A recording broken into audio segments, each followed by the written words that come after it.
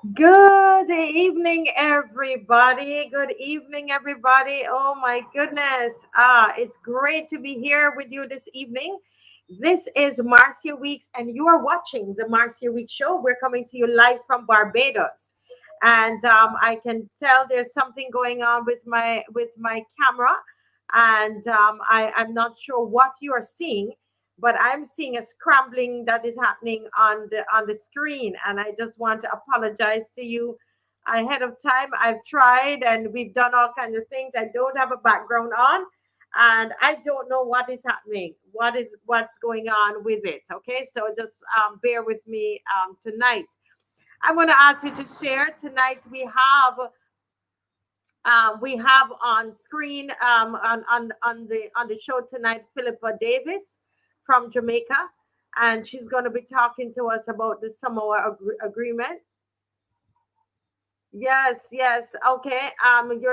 You okay? You can see clearly. You're seeing clearly, Ramim, because what we're seeing is it's breaking up. Sir Alfred, Benjamin, are you seeing clearly? Good night, Tony Paris. Good night. Good night. Good night, Joyanne, Faith. Good night. Good night. Yeah. So we have with us this evening Philippa Davis of Jamaica, and Philippa is going to be talking about the Samoa Agreement, and also she's going to talk about this new hate speech law. It's a hate speech law that Prime Minister Holness is wanting to um, to get enacted in Jamaica. What does that mean? When you talk about hate speech law, what are we talking about when we're talking about hate speech? And so she's going to talk about that tonight. She's also going to respond to Sandra Husband, the minister here in Barbados, who sent out a video, and so she's gonna respond to some things in the video. We also have Cassius Stewart from Bahamas. Cassius has a very strong message to the Prime Minister of Barbados, and so he's going to be on as well later in the program. We have our regular guests who are on, our panelists as at least. At this stage, they're no longer guests. These are our panelists that are going to be on tonight. We have Caswell Franklin is going to be on and speaking about what's happening with the nurses, giving us an update on the schools in Barbados and the conditions, the working conditions as well. We're going to be discussing those things tonight, and we're also going to be discussing the an update on what has happened with the meeting with in St. Vincent and the Grenadines with Guyana and also Venezuela. So we're going to look at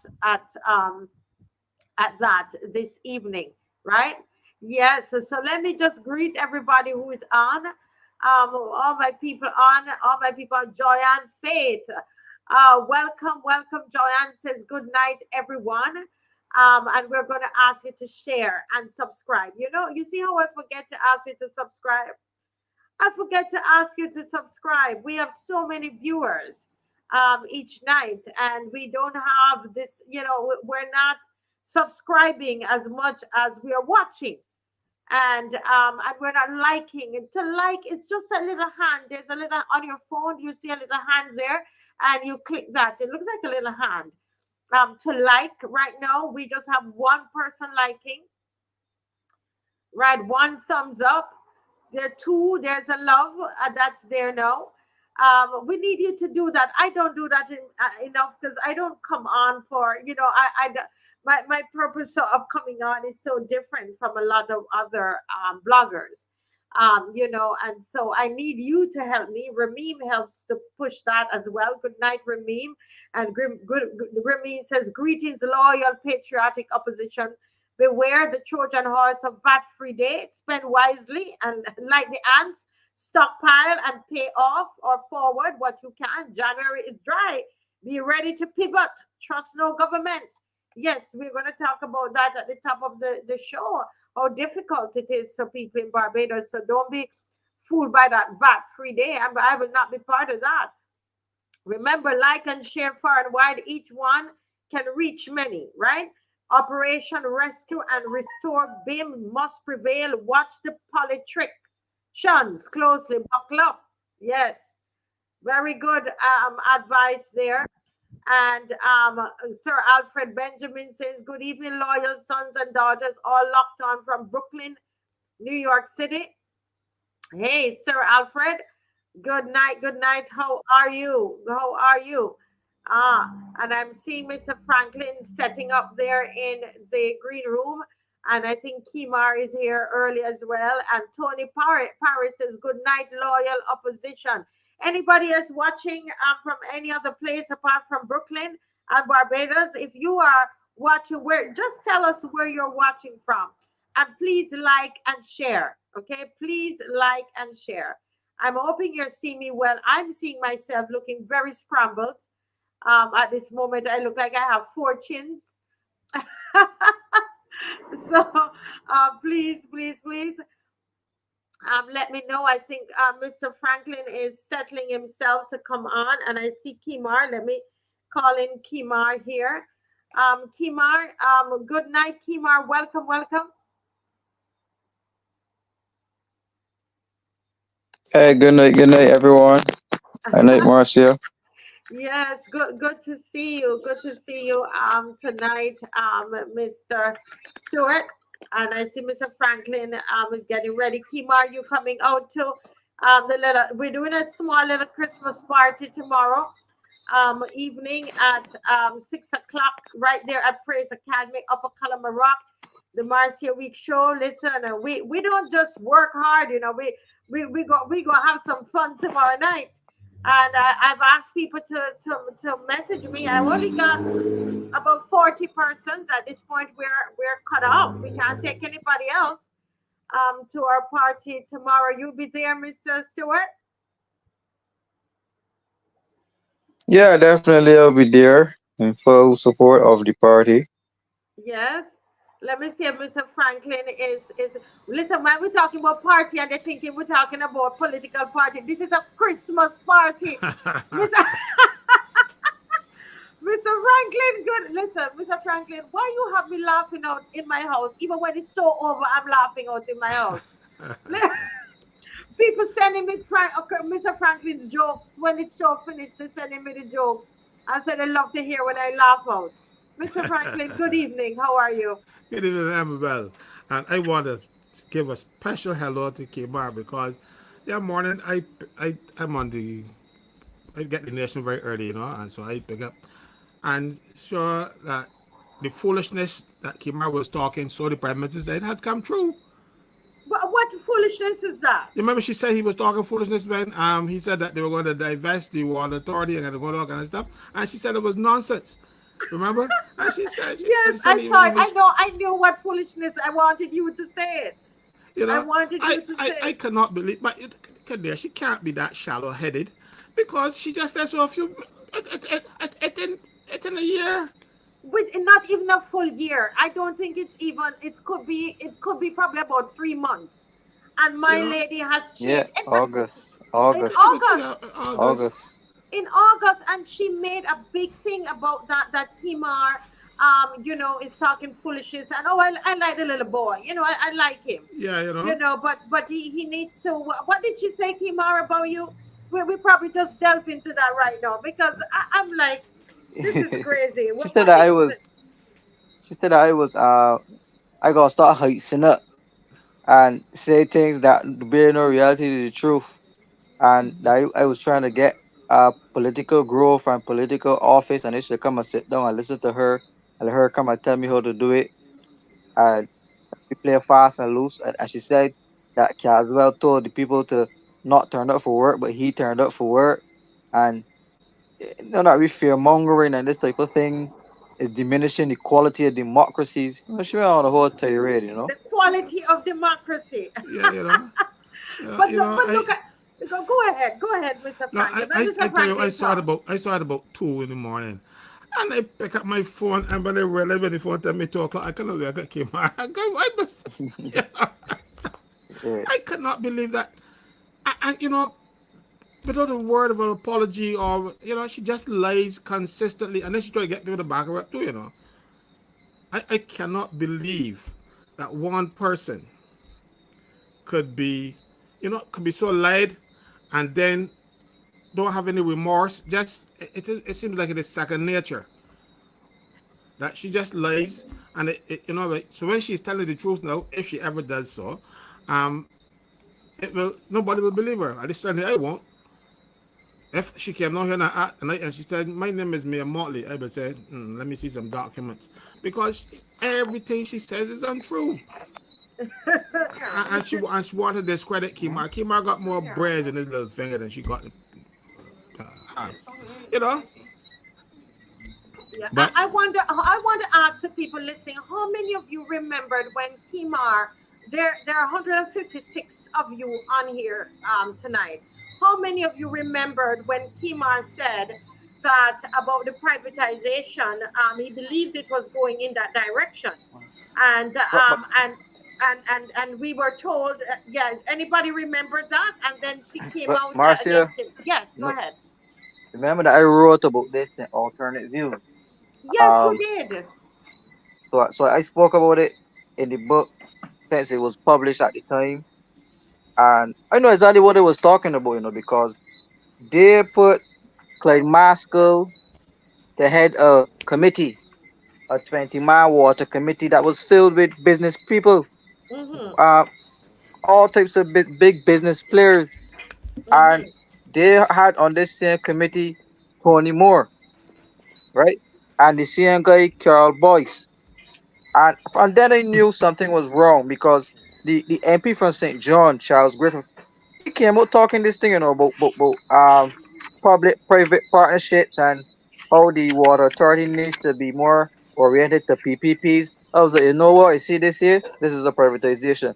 Clay Maskell, when I asked him about it, Clay Maskell denied it. Clay Maskell said, you know what? Ain't true, but we ain't looking to privatize, but we're looking to find the right price for water. Right. So what really was the right price? And y'all remember this was the same debate that I asked Maskell about that $80 million. But he no. But he told us about the $80 million a month that the authority makes. Right. So it is coming out now. But I'm the same person she said that's playing fast and loose with information, and I am all of these things. So what is she if I'm all of those things? Right. an airhead. Oh, that wasn't for me. That was a question for me. I thought you were asking me that. Sorry.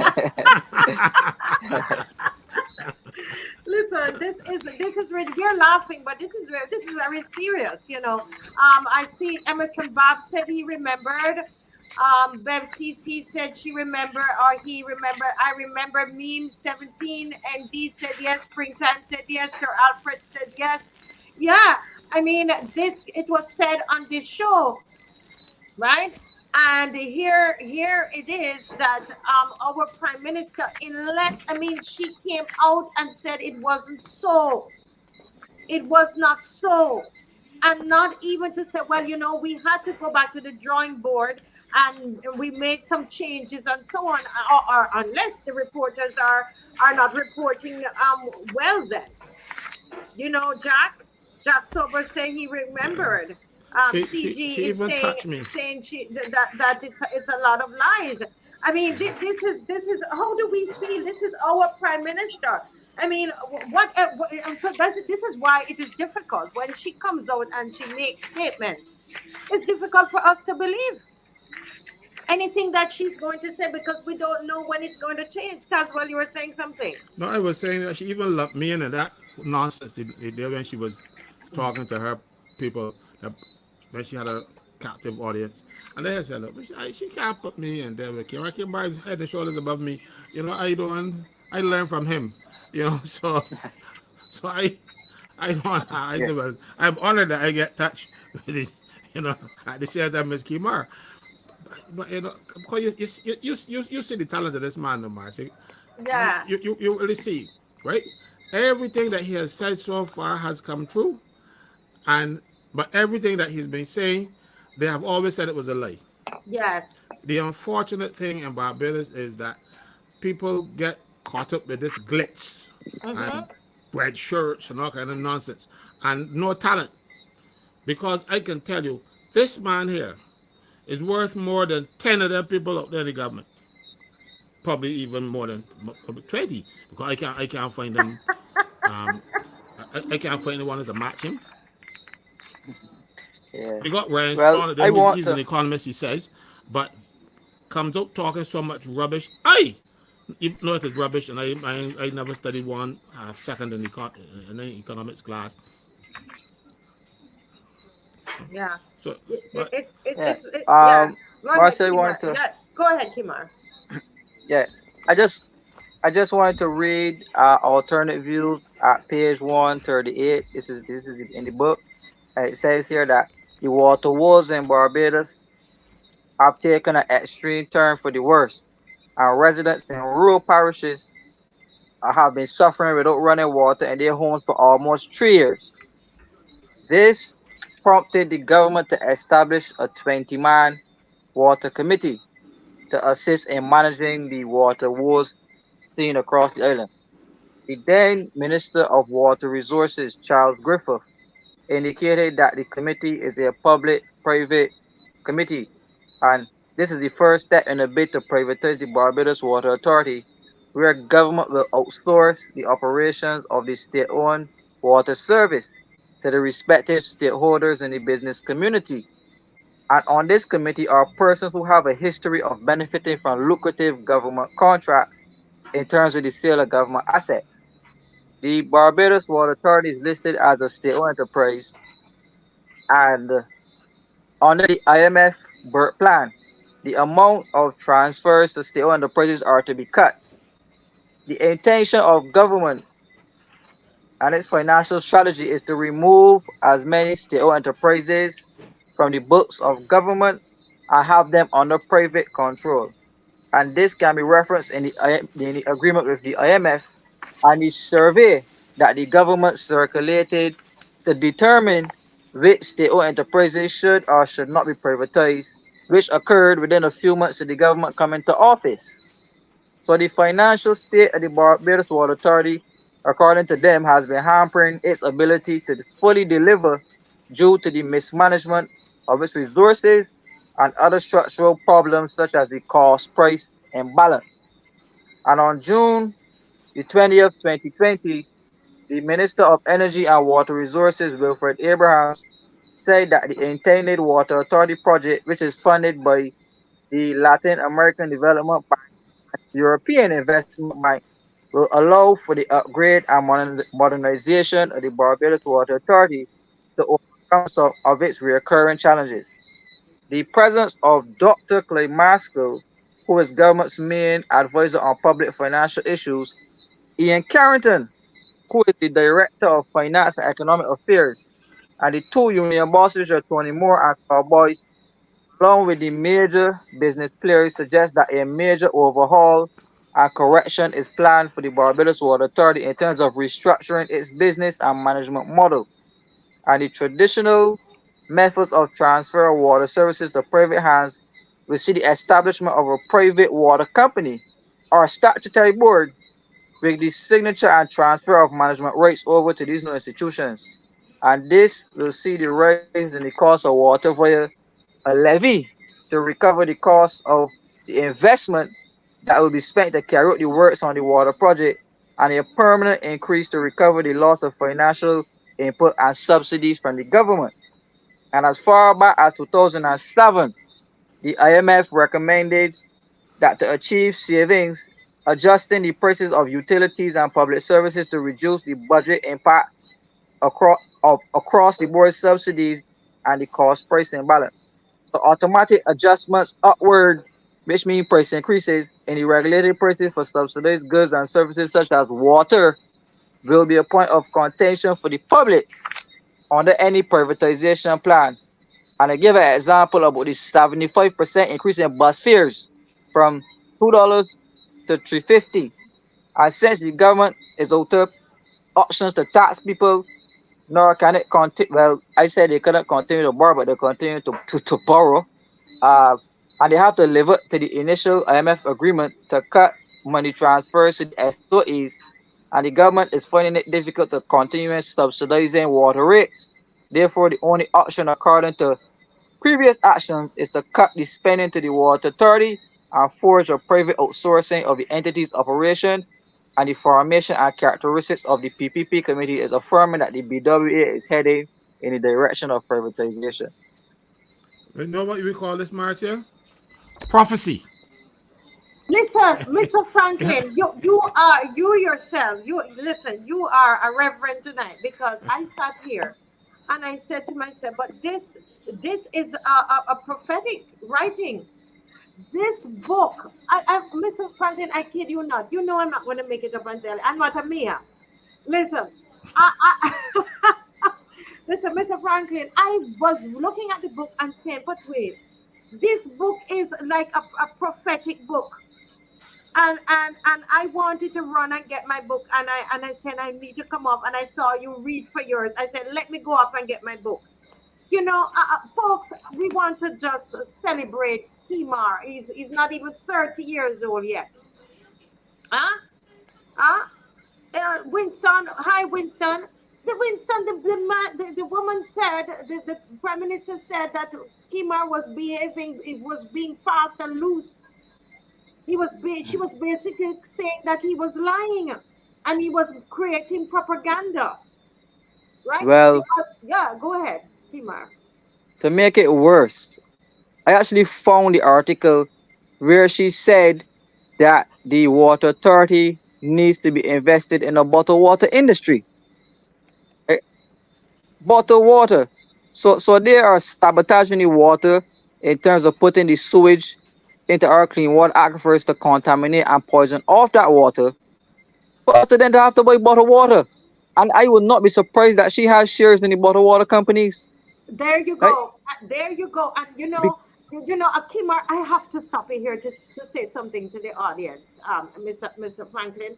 I'm saying they came out and told the people that they no jobby will be in the water. Now, if these are the same people who came out and told us that there's no privatization, are we going to believe them that the water is safe? You understand what I'm saying? But If continue, Kimar. I'm not here, Mr. Franklin. Continue, Kimar. Continue, Kimar. I guess my right, headphones. Yeah, go ahead. yeah, yeah. They fired about 2 or 3 boards from the water authority. And the boards resigned, they say. And they resigned on on the basis that the same companies were benefiting from the contracts over and over and over. So they resigned in protest. 2 different boards, or 3 different boards. Mm-hmm, Just up and resign. Nobody mm-hmm. said anything about that. The the garbage and sewage tax making $80 million a month unaccounted for. The general manager is saying that he is taking the money and spending it how he feels it because the government is not handing over their subvention to him on time, right? And you're seeing the situation as it relates to the water was just getting worse. So the government is pumping money in it, using the water authority as a slush fund, right? Using it as a slush fund to funnel all types of money through unaccounted for because the water authority, when last the water authority produced a financial statement, the Correct. auditor general has said that the water authority is one of those institutions that has not submitted a financial statement in up to years. Right? So what they did in terms of the changes to the Barbadians Water Authority Amendment Act, they actually fired the general manager. Yeah. They made his post redundant and created 2 new posts: a chief executive officer and a chief operations officer. Right? So he's the first of many to be fired. So the persons at Water Authority have to be concerned and be fearful for their jobs because the same thing they did with the NIS in terms of forcing those workers to sign on to a new board arrangement, they're going to do it to the Water Authority. Hey, but I see you're trying to say something, Marcel. Over to you. No, no, no. I was just agreeing. I was just agreeing with you. that they have all of these plans that have been in place with all these boards resigning and so on. The people probably smell a rat. Listen, Hurricane Writer said the privatization of national water resources. Listen carefully what this person is saying, is one of the main planks of the WEF UN Agenda 2030 and the Globalist Plan. And that is so correct because I've read that. It is all coming to Barbados, lock, stock, and barrel. Who will stop this? This person is very correct. That this is and so she is. This is why we knew, Kimar, that something wasn't right with what she was saying, that it had to be a lie. But no, we seeing it. No, she came out and said it, and we realized that this woman was lying from August and put you out there for people to say all manner of things against you. To say, Kimar doesn't know what he's saying. He's a little youth who love to talk and love to, as you say, playing loose, right? And it is part of the agenda, so it had to be. You see, and the question that the woman is asking here is, who will stop this for little Barbados? Mr. Franklin, you were saying something.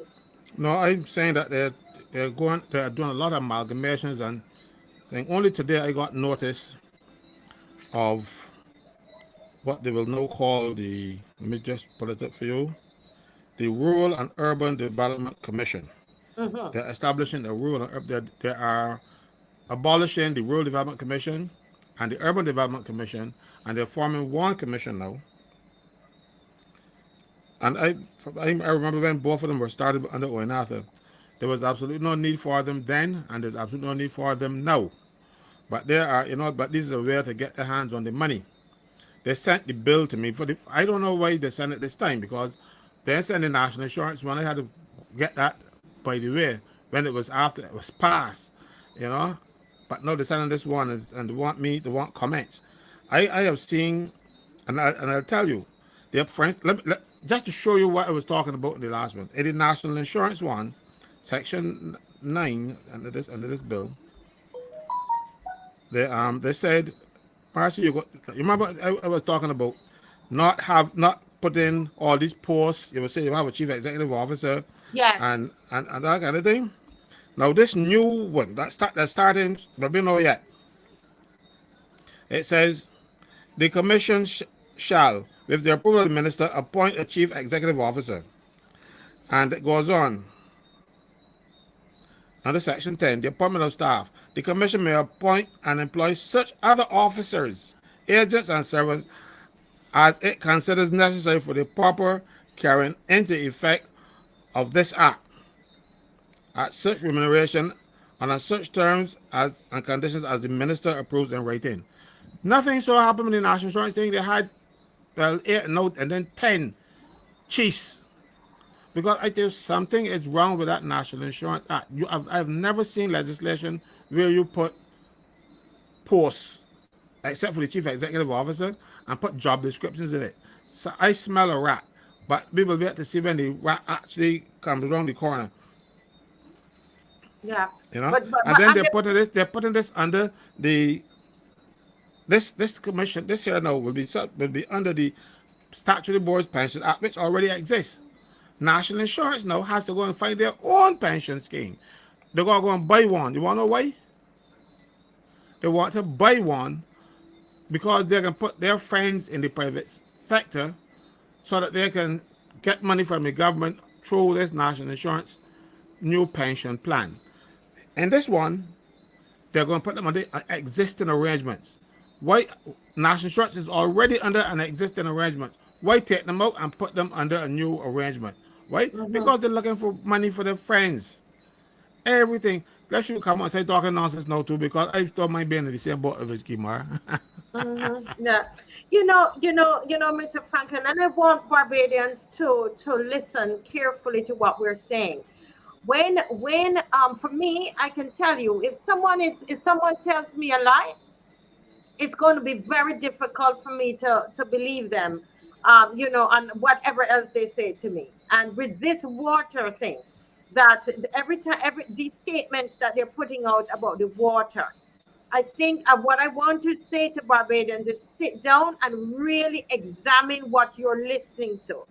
You know, the prime minister said many things. One of the things that they said, and I see a lot of church people are believing, you know, they said, she said, listen, we would never have comprehensive sexuality education in in our curriculum. I'm just bringing up some of the statements, you know, that have been said.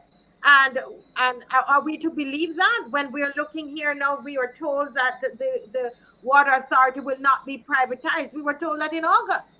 And here it is. We're being something else is being said, and there's no apology. It's almost like we are just to go ahead and to just accept it, and nobody's supposed to say anything about it. But not when we're around, right? Not when we're around, Kimar.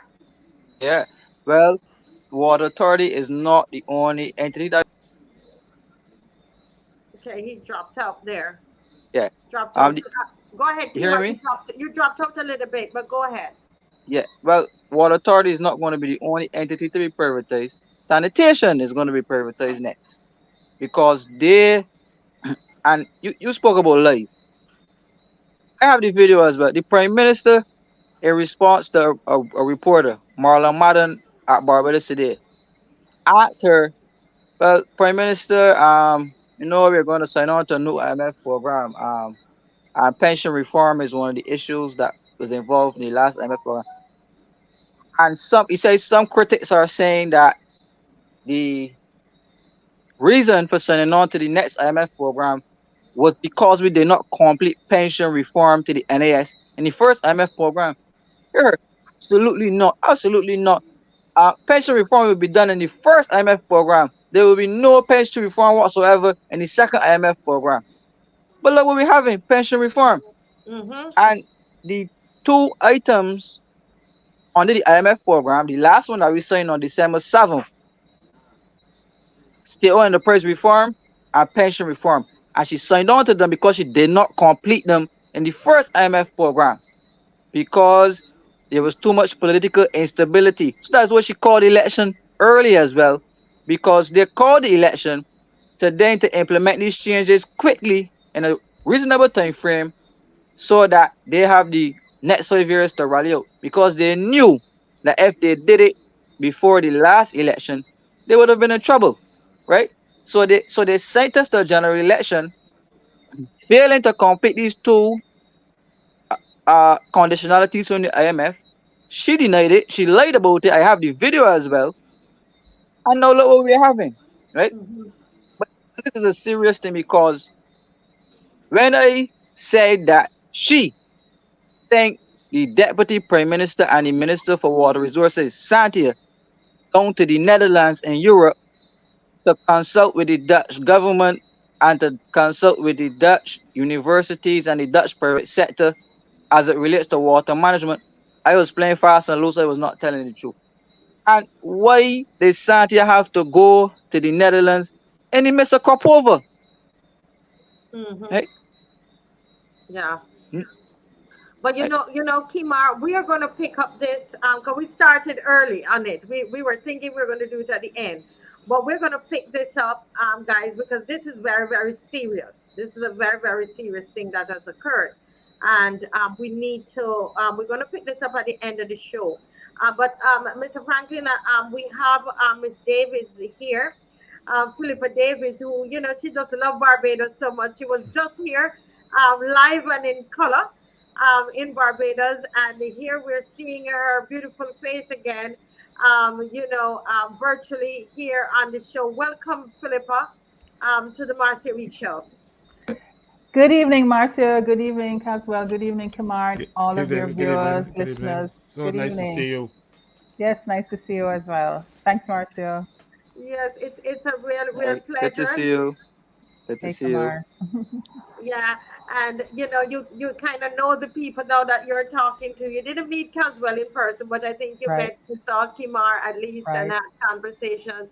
So that right, that's good that we're becoming a Caribbean family, because we're going to have to work together. And I think that is what is happening.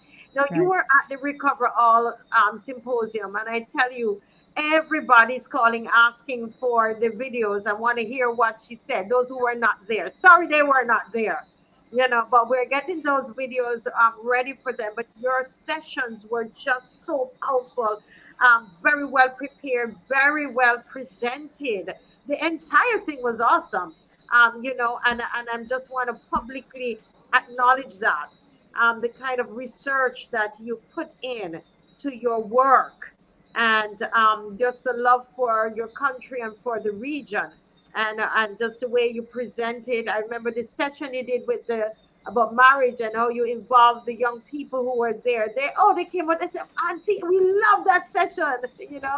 So I Great. just want to thank you publicly for that, and acknowledge what the work you're doing in Barbados and the region, actually. Thank you so much. I see St. Vincent and the Grenadines, they are benefiting tremendously from your work. And those in Bahamas and different places have reached out to us. So and Grenada as well. So I just want to publicly say thank you, Madame. Thank you. You're welcome. You're welcome.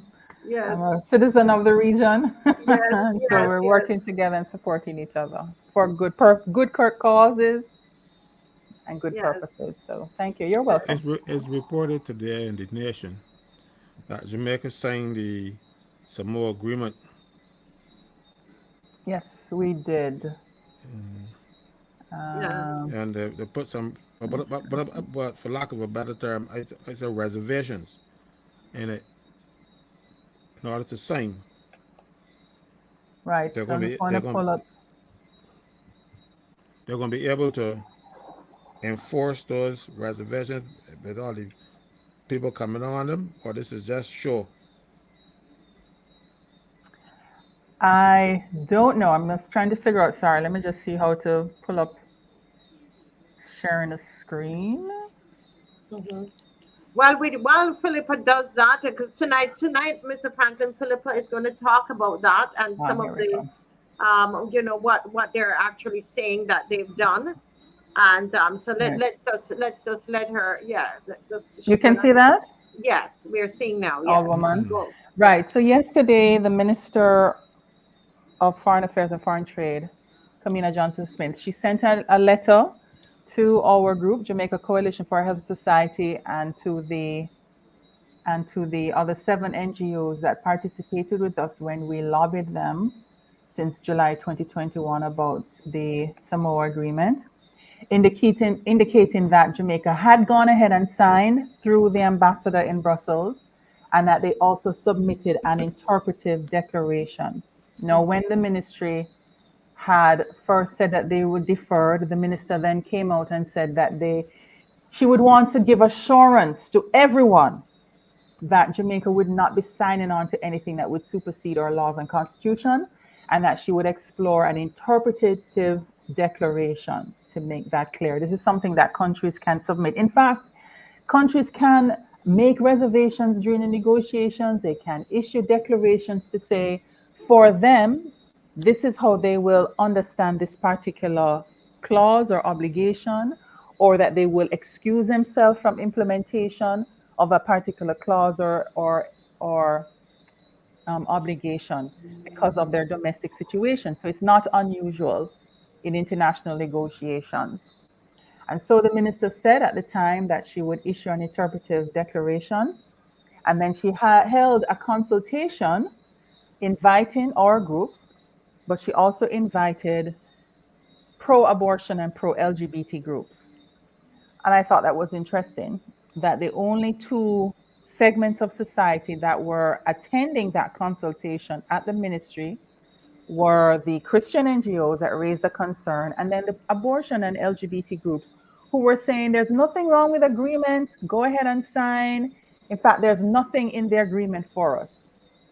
Well, let's just stop and think about that. If there's nothing in the agreement for you, why are you asking the ministry to sign? You should be saying to them, we want something in the agreement, right? Just Mhm. thinking on base of interest, right?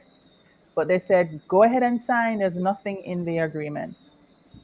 Anyway, at the meeting, the minister said that she would be issuing an interpretive declaration. We offered slum language. We provided in writing our recommended language for an interpretive declaration, and I think you would appreciate that we made it as detailed and as strong as we thought it should be, to make it very clear how Mm-hmm. we would approach the interpretation of certain words that are controversial in the UN space and by the EU, and to make sure that we preserve our sovereignty and that there wouldn't be anything in the next 20 years that could open a door for the European Union to use the ACP EU relationship to trump or to override our national sovereignty. We submitted our language, we didn't hear anything from them. We followed up with phone calls and emails, and then yesterday we get this email with the letter, and then it goes out into the press that they have signed and they submitted a declaration. We have not seen the declaration. We have not been given the declaration. She only gave us an extract out of it to say that nothing in the language would override our constitution and our laws. And that's it. That's all that we have been given. We wrote and asked, could we please get a copy of it? Mm-hmm. And so we'll have to wait and see whether they will give us a copy of the whole declaration. So you asked for a copy of the declaration. Yes, What yes, you're saying? yes, we Okay, did. so that's where you're at now. So is Right. it? So your organization, JCH, Jamaica Coalition for Healthy Society, Right. you're not going to just let it go. Okay, the minister said this, and you're going to just let it go. What are the No, next no, steps? because the fact is, if she is simply going to restate that we're not going beyond the law and constitution, then why she can't say what the words mean? Mm-hmm. Because we still have not got a definition. And this is the first question that we asked July 2021. What the words mean? What the EU say it mean? What you say it mean? What have you agreed to? If she's holding to the law and the constitution, would just say what the words mean. Just say it. And she still has not said it. And in fact, she did something similar to your Minister of Foreign Affairs in terms of trying to engage with the public. So whereas we had a face-to-face meeting, your minister has put out a video, which I guess she would want to go viral. And in the same approach, they spent about 2 hours giving the history of the ACP-EU agreement, starting from Lomé, talking about the agreement itself, the various provisions, talking about the benefits to Jamaica and how much money we've had under the how many decades, talking about why CSC is not anything to be worried about. And then the minister spent time talking about her personal engagement in it. So similar to how your minister had um, presented in the video, and then they opened to the floor for discussion. And really and truly, in terms of what we had asked, the questions that we had put, the specific issues that we had raised, Mm-hmm. I suppose for them, they had to tick a box to say that we engaged and we explained to civil society what this is all about. So they had to make sure that they covered that ground. But you could say, similar to your video and our meeting, it was a lot of distraction and avoidance. About it. Distraction, yeah. Let me clarify what this video is, because I don't know if everybody's received it. Okay. This is a video, Mr. Franklin and Kimar is familiar with it. It's a video put out by the Honorable Sandra Husbands, and she's the Minister of State in the Ministry of Foreign Trade and Business Development.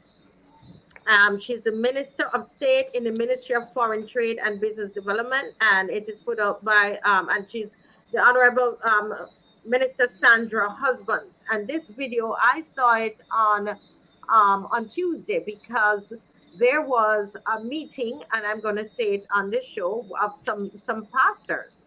Philippa was in the country, and I know it was deliberately done. I believe, I don't know, but it's my view that it was deliberately done the day after our Recover All was ended. That they had a meeting with pastors, the Poway pastors, Pentecostal Assemblies of the West Indies pastors, had a meeting, and Sandra Husbands was the speaker, the guest speaker. And at the end of that meeting, the pastors who were there were given this video to send out all over Barbados and to their parishioners. And I don't know. I mean, from the time I heard about the meeting, I said to myself, Mr. Franklin, this sounds like the pastors are going to be used as to do a PR campaign about the Samoa agreement. That's how it sounded to me. And to me, in my opinion, based on what has happened and a message that was sent out from that ministry, I have a message that was sent out from that ministry. It would seem to confirm that is what possibly could be the intent of that meeting with pastors, because they knew that we were having the recover all, and we also had Philippa here and figured she was going to talk about the Samoa agreement, and therefore they did it the day after. We know how that movement is done, and so I would like Philippa, you saw that video. Can you speak a little bit even more in depth about that video that's going around by the minister Sandra husbands? I Right. know So you. what Yeah, yeah. Right. Go So ahead. what I was saying, it is similar, the approach in the video, to the meeting that we had face to face with our Ministry of Foreign Affairs, in that they spent a long time talking about the history of ACP-EU relationship, starting with the Lome Agreement. They went through the Samoa Agreement, highlighting various benefits, whether it's for agriculture or private sector development, or for your minister's video, maritime and deep ocean mining. And then they spoke to the concerns that were raised, but then they didn't answer the questions. So that's why I say distraction and avoidance. Your minister noted the concern raised about gender, noted the concern about sexual and reproductive health and rights, but did not answer the question. She said that gender was defined in the agreement. It actually isn't. One of the sub clauses speaks to women and men, but that isn't a definition to say that gender is understood as being male and female only, or whether there is a broader interpretation. Same thing for our minister. They never ever said what is the meaning given to gender.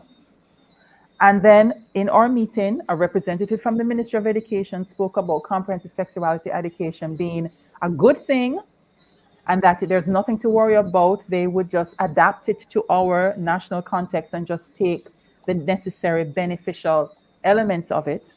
And similarly, your minister also said that Barbados doesn't have sex education, but you need to explore it, and that children need to hear or learn about comprehensive sexuality education. She made a point about children maybe facing abuse in the home, sexual abuse, and how comprehensive sex eradication can help to build a safe home and a safe community.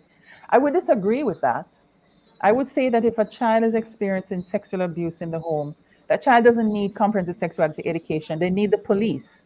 They Yeah, Mm-hmm. need yeah. law enforcement to come and get the predator out of the house, and the full weight of the law to be taken against that predator. That child does not need to be groomed and sexualized by comprehensive sexuality education, which opens the door to predators coming in. So, what a child needs in order to be safe in community and at home is for predators to be apprehended and punished, and that child to have adults around them who are looking out for that child's healthy and safe development. That's not what CSC does. CSC grooms and sexualizes and aids and abets predatory sexual exploitation of children. There was something also similar that your minister did and our minister did. Your minister spoke in noting the concerns that had been raised. She said that there were persons outside of the Caribbean countries who have created an initiative which they're implementing across the world to stop signing of the Samoa Agreement. This stirring of concern across the world that has caused a number of civic bodies and NGOs to speak to their governments. We don't understand what's going on. We don't know what you're signing, what you're bringing into our country. We don't want you to sign. And there was a suggestion that the local bodies or NGOs could not of themselves read a document, understand and analyze and ask questions. Our Mm-hmm. minister yesterday on the radio very condescendingly said that the Christian groups said they feel that their code words in their agreement that are advancing abortion. They're just taking things off the internet. Now that's Mm. insulting. That's condescending. We can think for ourselves, we can read for ourselves, we can research on the internet and other documents and pose questions to you, our representative in the international fora.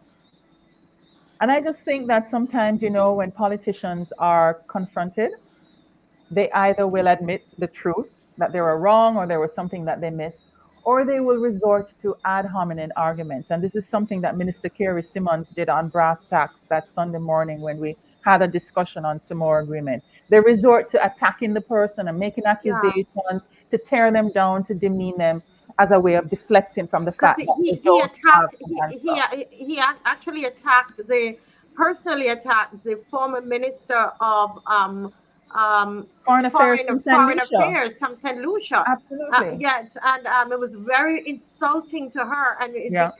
because she was speaking the truth, so Yeah. he became very insulted. Right. So I just want to share, if I may, Marcy, just a Yes, couple of yes, documents with you. Do you see this? Did I switch the screen and can you see the switch yes, I screen? can see it. Over the All right. past So two this is a decades. policy document called Sexual and Reproductive Health and Rights Opportunities in EU External Action Beyond 2020. And it's produced by the European Center for Development. Let me just give you the correct title of this policy center. They are European Center for Development Policy Management, an independent think tank working on international cooperation and development policy in Europe and Africa since 1986. And they said in their document, this is discussion paper 254, that they also consulted with EU delegations on the ground and referred to the various European Parliament resolutions and discussions in putting together this paper. So this was 2019, and they're Mhm. focusing on sexual and reproductive health and rights. This was a big question that we asked. What does it mean? We know the Mhm. EU says that this include abortion. What you understand it to mean? It's very interesting that in this document they talk about how important advancing sexual and reproductive health and rights is to the EU as part of their external action globally. And they also highlight the importance of subtly crafted wording around sexual and reproductive health and rights. And it will be hard fought in key EU external policy documents and the EU budget. So, what you need is a smart balancing act Mhm. between the gains that they've had so far in international language and Mhm. where they want to go. So, I want to take you down to this page here now. And this is it's on the internet. You can Google it and find it. All right. So the EU has tried to promote a multidimensional agenda for sexual and reproductive health and rights. Okay. It has been a challenging task. One of the challenges that they've found is this growing conservative voice, which has led to increased resistance. In other words, the Christians and the pro lifers are making it difficult for this advance of promoting sexual and reproductive health and rights. But they see as an opportunity to examine how the EU can push this issue forward in the post 2020, the test case of the negotiation of a post Cotonou agreement Ah. and the new financial framework. What are they talking Repeat that. about? Repeat that. Repeat that. Detail? Repeat that. Because she's talking about on the internet. It's all out there. That's the Right, whole thing. Knowledge is increasing, but it's all out there. Can you tell us what document it is right. and repeat what you just read there, All please? right. So the BOC document is this: Sexual and Reproductive Health and Rights Opportunities in EU External Action Beyond 2020. It's a discussion paper prepared by a policy group, ECDPM. All right. And they're saying the EU has always said that sexual and reproductive health and rights is really important for them. They want to advance it globally. They use it, they go through the EU, through the UN, United Nations, but also these regional and bilateral arrangements that they have with individual countries or groups of countries. And this policy analysts are saying, how can the EU push this forward in 2020 going forward? Here's a test case. Here's a way to see how we can do it. The post-Cotonou agreement, which is the upcoming ACP, new ACP EU agreement, which is what we have now today, SAMOA, and the new multi-annual financial framework. When last I came on your show, I shared with you documentation of this new financial framework. It's called NDK because Yes. now the EU is not giving money under the ACP EU agreement. They have now centralized all of their financing mechanisms for external programs under NDK. That's the acronym. So no more money under the ACP. You now have to apply for it under this program called NDK. So this is what these policy analysts are saying. The way for the EU to see how they can push sexual and reproductive health and rights, let's test it out in the Samoa Agreement and let's test it out in NDK. All right? So the paper goes through and looks at the history of sexual and reproductive health and rights. It's sexual rights, sexual health, reproductive rights, and reproductive health. And it includes abortion. There's nothing hidden. And they recognize that the language is very sensitive. People don't want to hear about abortion, but that's what's part of it. It's part of abortion. Abortion, sorry, is part of sexual and reproductive health and rights. Let me go now down to, after they discuss the concluding observations, all right? So the EU has been a global leader and SRHR. They have to be vigilant, and the EU institutions and member states governments will have to hone their negotiating skills if they want to successfully push forward an ambitious EU agenda on SRHR beyond 2020. And hear what they say, the battle on wording will continue. It will be crucial to focus on the language used. This will require a delicate balancing that act. Then hear what they say now. Special attention by policymakers and negotiators will also be required to ensure that the comprehensive nature, that means including the sensitive area of abortion, is duly reflected in both the new post-Cotonou agreement and the multilateral funding framework. The risk of neglecting more contentious issues such as LGBT and abortion will continue to exist and possibly even grow. This will depend on how SRHR interventions are framed and presented in communication.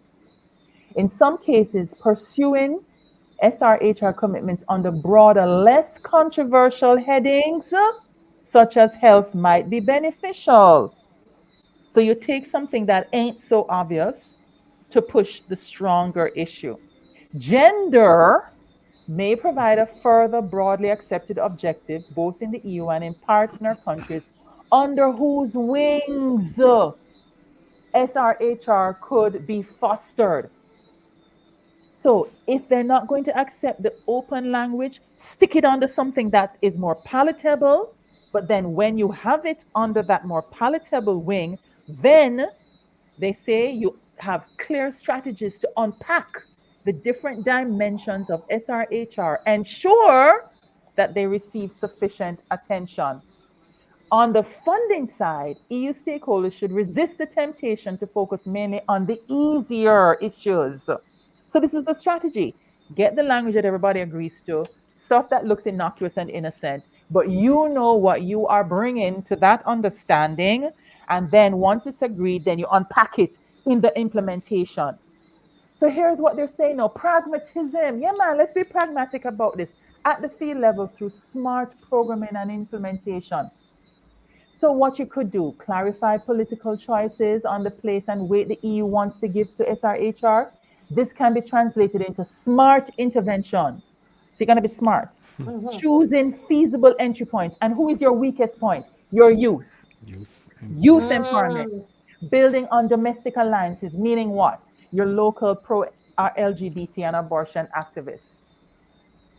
So this is, again, it's a policy paper, right? The EU could ignore it or they could apply it, but it shows the thinking that they would take in this test case of the Samoa Agreement on how to push. And the way the ministers were just lauding this agreement, and there could never be any danger at all. There's nothing to worry about, and you Christians, you're just so lost and deluded and misguided. I would say that these policy analysts really understand what they are working with and know how to push. So let me Mhm. share another document with you just to show you from the European Parliament a resolution with how they openly define what sexual and reproductive health and rights is. So this was a resolution that was passed in 2021. Let me make it a little bigger here.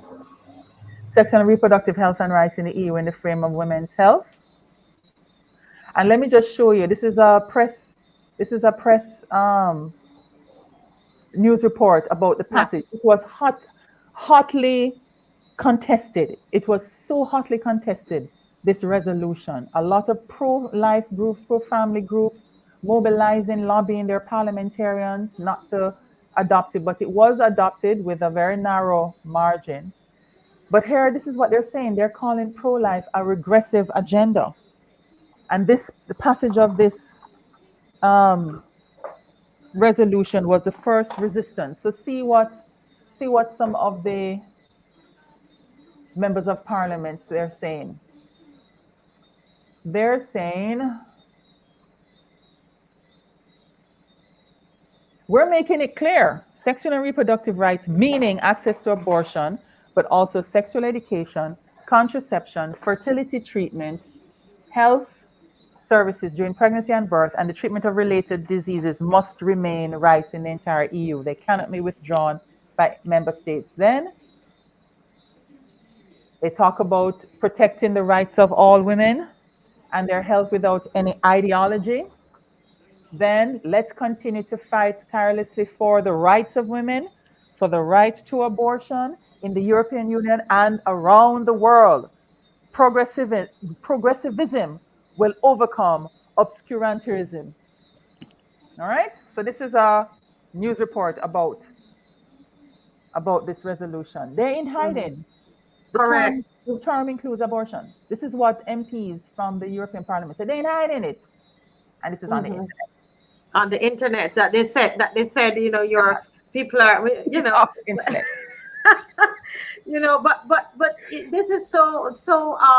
this is this is so interesting because I want to know what then would be in this declaration if if Right. if they adopted, say for example, the EU did adopt this policy, Right. and put it part of the agreement. Right. I'm curious to see what is in this declaration, Right. and wonder if Barbados has a declaration, because we don't know. I don't know if Mr. Franklin knows. Is it that Barbados took everything hook, line, and sinker, or are they saying that we signed with reservations? Do you know, Mr. Franklin? No, I didn't hear any such language coming from anybody in the government of Barbados. They're just, but mind you, this is not new. Barbados goes on and saying a lot of things and then don't even know what they're saying.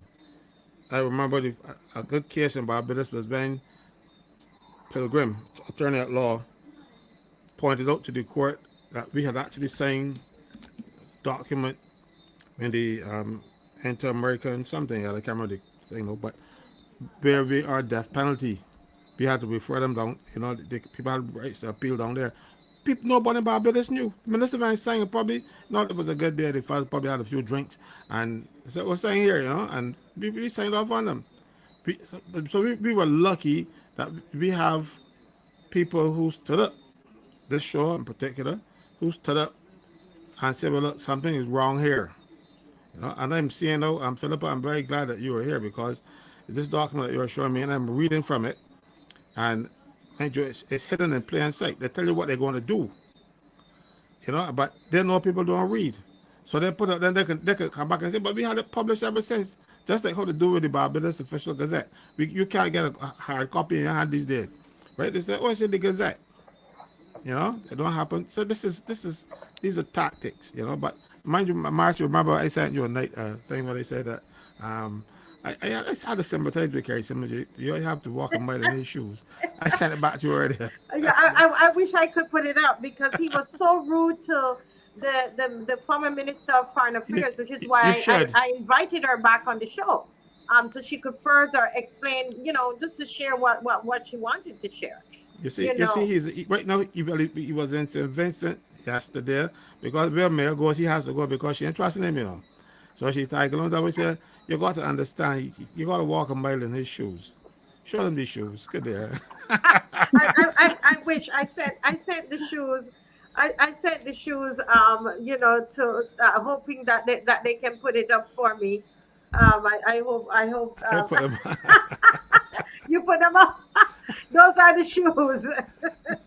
You got to walk a mile in his shoes. you know but now, how does this it seems to me, though, Philippa, that there is almost that Jamaica is preparing for something, because they've now decided that there's this proposal, is a draft legislation, is it, about hate speech. And from my understanding with the hate speech, it is all tied up into this, the LGBTQ agenda, or it could be, associated. So is it that Jamaica is getting ready now, to go full force behind this LGBTQ agenda I with don't this know. hate speech? Yeah, I'm wondering. the prime minister just came up. He was in Washington, and he just came up and made this statement about, dealing with violence in our country and considering or exploring introducing hate speech.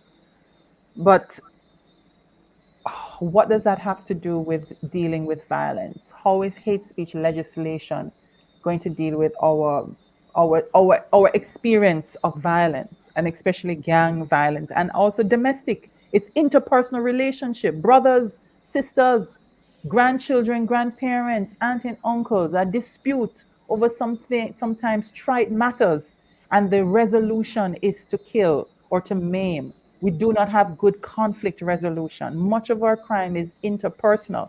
How is hate speech going to resolve or prevent that? And what we know of hate speech, how it is used, it comes up, whether it's racism or in LGBT, used in a way to suppress speaking truth. Well, there was a lot of backlash. There was a lot of backlash when the prime minister came out with that. And so he has actually backtracked on it. He has backtracked and sought to downplay on his comments about hate speech. And he said he really wanted to deal with the chronic levels of violence. But the church came out very strong, and said, what is this about hate speech? And if it is about silencing us or suppressing speaking biblical truth, what are you intending? We're not going to accept it. So he has backtracked. He has backtracked. I don't know what he might For have the intended time at the being. time. Right. Well, we also see where the Minister for Technology now wants to introduce hate speech as an offense under cybercrime and malicious communication online. So you see them trying to stick it into various points, but why? What is intention? What is intention? So we have to remain vigilant. We have to remain vigilant and to be able to speak out about it against every attempt to try and silence speech or to crush dissent. And we know that politicians also would not want to have opposing voices, or they want to silence dissenting voices. We know that the price of freedom is eternal vigilance. So we have to remain vigilant. Yeah, yeah. I'm glad that Jamaica pushed back, because when I saw this, I said, "Oh, they've sat down and thought about it. I believe it's very systematic, and there's a plan afoot. And the belief is that if they can conquer Jamaica, they can conquer the rest of the region. That is the belief. And so we need Jamaica to hold strong. All of us need to hold strong. But we Right. need Jamaica to hold strong, because that is the belief that if they can conquer Jamaica, then everybody else will fall in line. You see, Marcia, that's because most Americans are geographically dumb. They don't. Some in New York. So they hear Jamaica and they think they see Jamaica as the Caribbean. I remember going to some training in the States back in 1984. and but it's a 3 year program. You go every summer in 3 years. So the first year I had to answer so many questions about Barbados, where Barbados is. One person asked me if it's on the East Coast or the West Coast of Jamaica and all kind of nonsense. So the next year I went up, I took a map of the Caribbean and I said, I did a transparency, we put it on the overhead projector when I was giving my speech, and I said, Jamaica, 1,313 miles south, Barbados. And people were going like, oh, well, they don't, so they figure if they, and I'm sure politicians in the United States have that same nonsense too. It is that Jamaica is the Caribbean as far as they're concerned. And I can't say blame them because everything in America is about Americans. They don't care about anything else because remember you realize that they have a World Series in log sports, and the World Series only got American people in it. You'll be surprised. They're so insular, it's funny. So Yeah. they don't know anything about anybody else. Yeah, so They, they feel that if they conquer with this particular issue, I've read so much on the internet that they're saying that they studied it. They did the same thing with COVID. They said we were getting the information from the internet. Lucky, I'm so happy we were getting information from the internet. But let me hear Kimar. Kimar, I don't know if you're still there. Any comments that you have to make on what Miss Davis has presented tonight? Kimar? Okay, I don't think he's hearing not, us. not hearing them. Yeah, not hearing us. But Philippa, once again, thank you so much. And I'm definitely going to be going into that document, looking at that document that you shared. The policy document that came out because I'm saying that I mean it's there as because was in plain sight. It's there if they had Right. adopted that policy, but the Right. thinking is there, Right. and I think Right. that is what is important. Is there anything else you want to say to Barbados before you go tonight? Yes, well, it was such a pleasure to have been there last weekend and to share it with you all. And I just want to encourage you all to stand and to fight for your country and fight with us in Jamaica. This is our little Caribbean region. We can be easily forgotten, these small island developing states. But this is our home, this is where we live. So we need to fight to maintain our freedoms. And remember, this is for our children. This is for our children. We need to leave them a legacy of standing for truth and not backing down and not capitulating to the so-called giants. So let's continue to uphold one another in this very important cause of freedom and truth for our nations. Thank you, Yes. Marcel.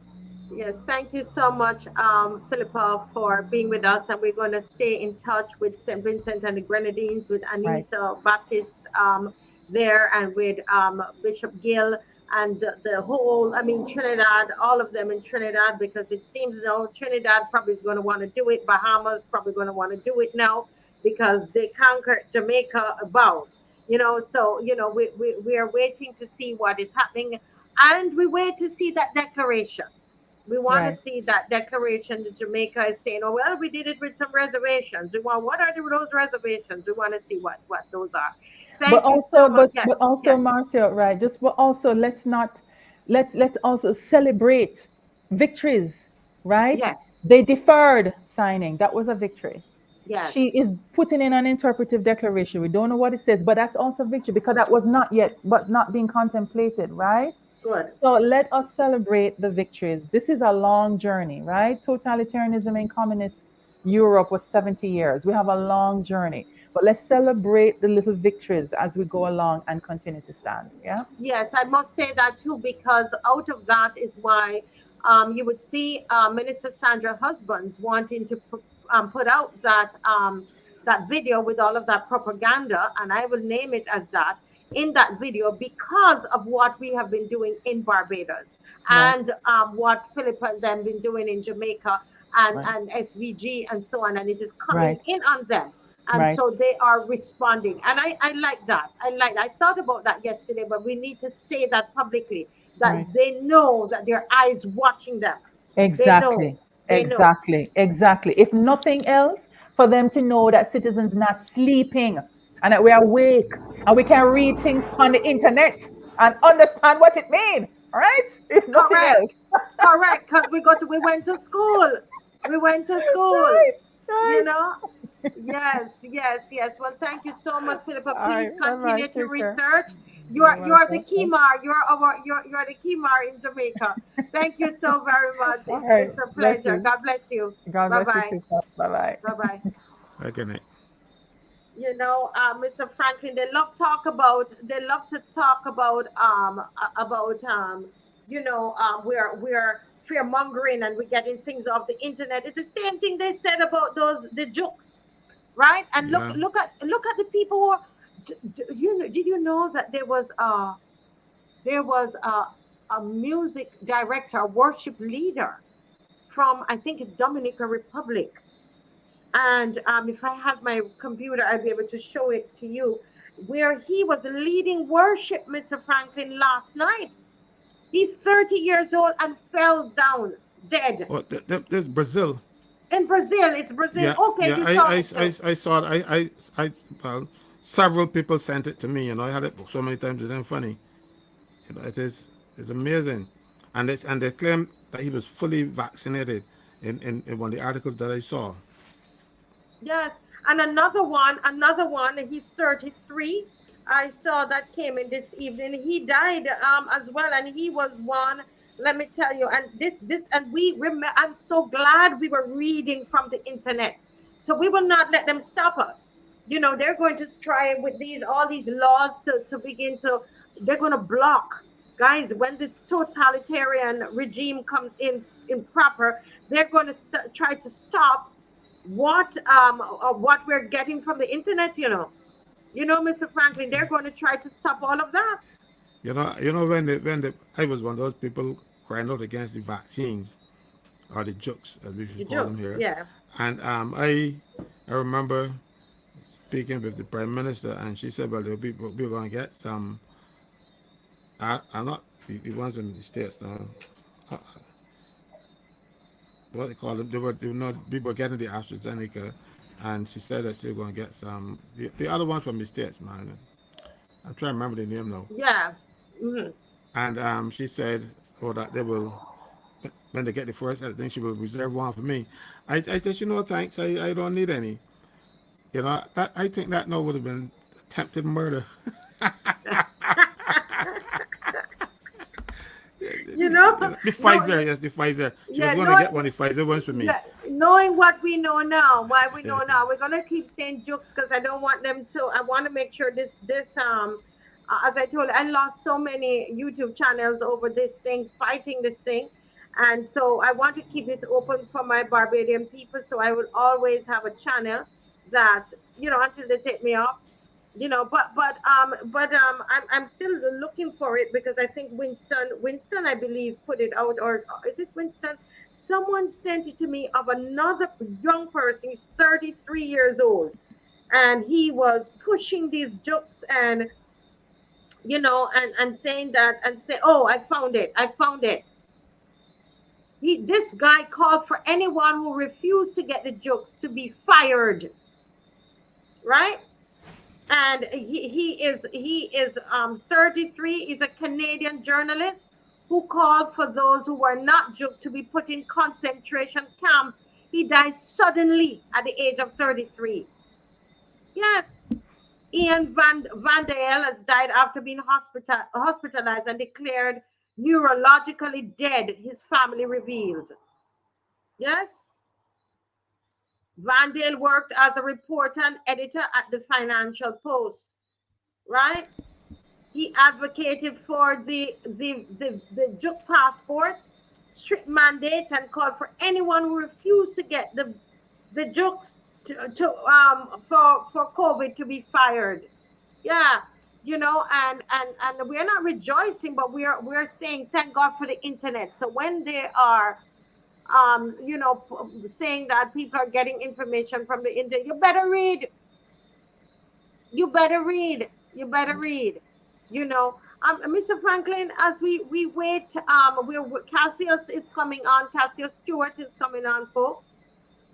Yes, a young so-called artist died suddenly as well, and he was not even 30. In Antigua.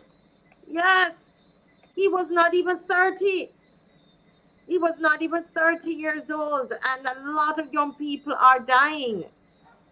So we have to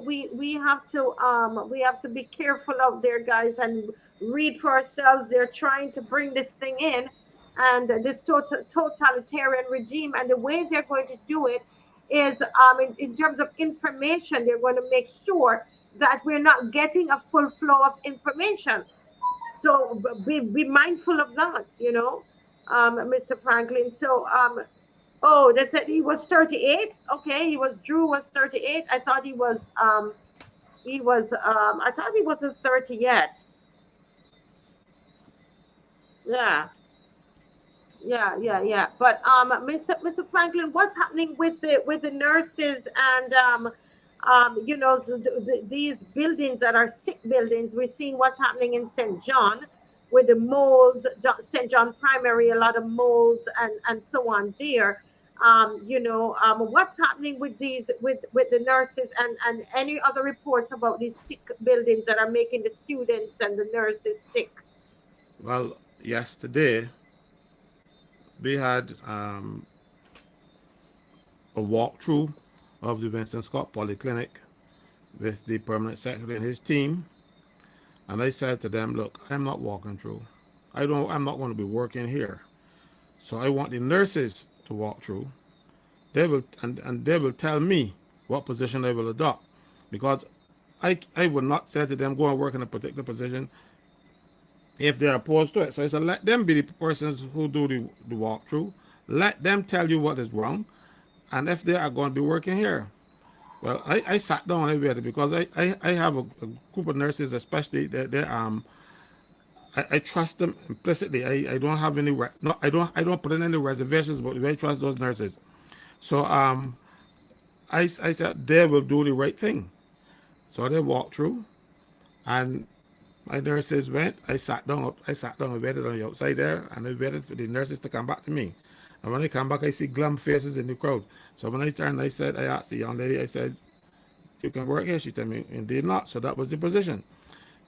So there we are going now to continue the cleaning up of the polyclinic, and then on Sunday at 3 o'clock we will have another walkthrough. My position will remain the same, because trade unionists are supposed to work on behalf of their members. We are the agents. We are not. I hear people talking about union boss, union boss. I'm not a union boss. I'm a union servant. And I really mean that. I serve the people who join the union.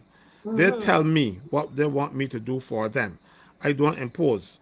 So I will listen to the nurses, and when the nurses tell me, "Well, Caswell, this is good enough, I can work here," then I will signal to the ministry that it is. But it is really bad.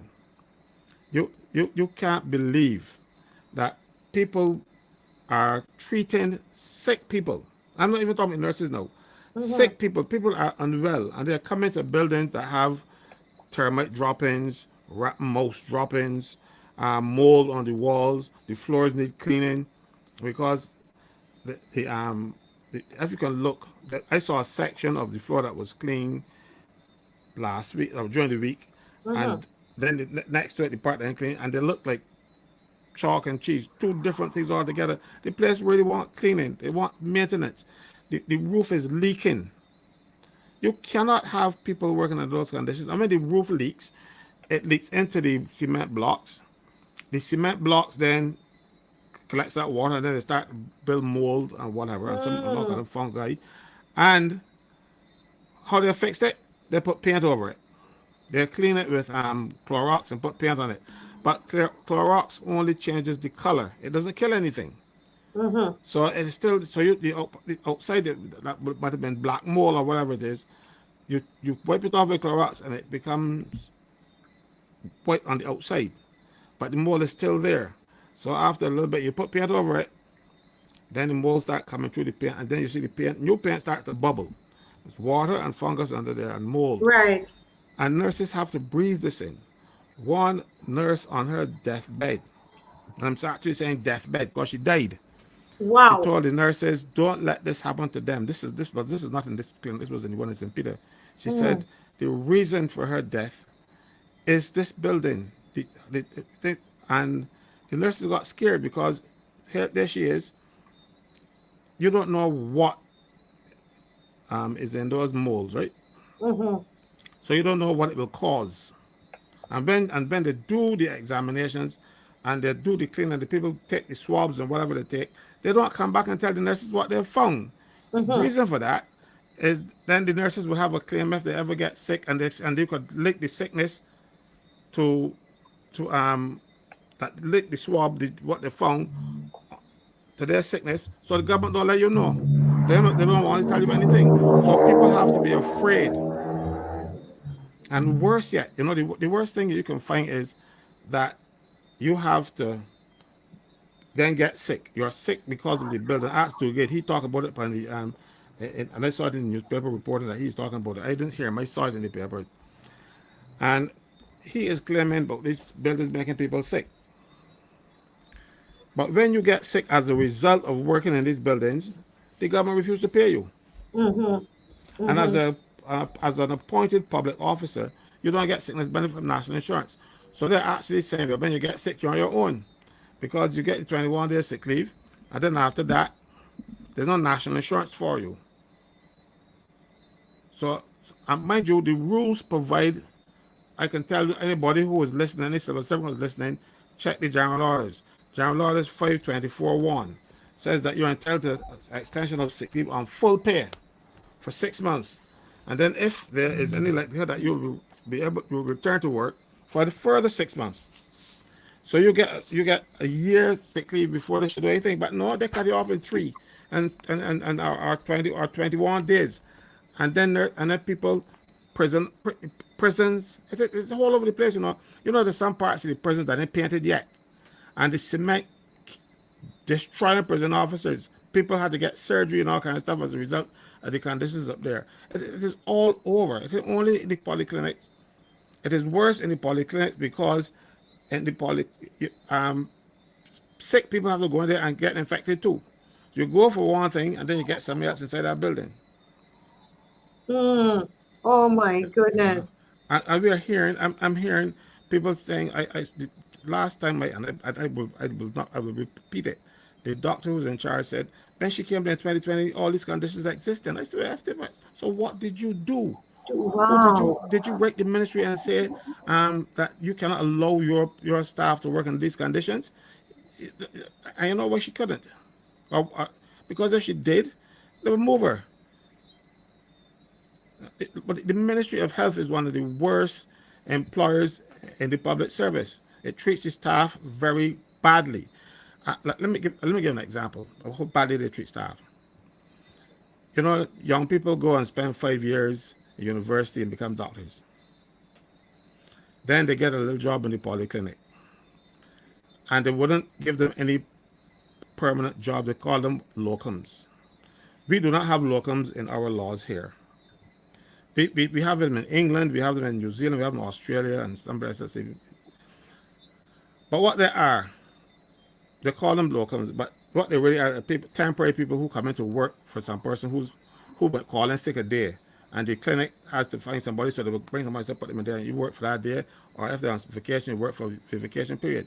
We have locums, according to them, working for 7 years. And then in those 7 years, they have not been given holidays with pay. If a fellow wants a week off or something, so they don't pay him. They don't give him vacation. This is what the Ministry of Health is doing to young Barbadian people. And I can tell you why they're doing it. The people who actually administer the payroll and stuff, a lot of them, and have the contracts with these doctors, there would have been people who come into the service, didn't progress, didn't do any further qualification beyond the 4 or 5 CXC that they had. But longevity got them to be promoted senior clerk, and then they might get executive officer, and then they are responsible for these people. Now they take 30 years to get there at the salary they're getting.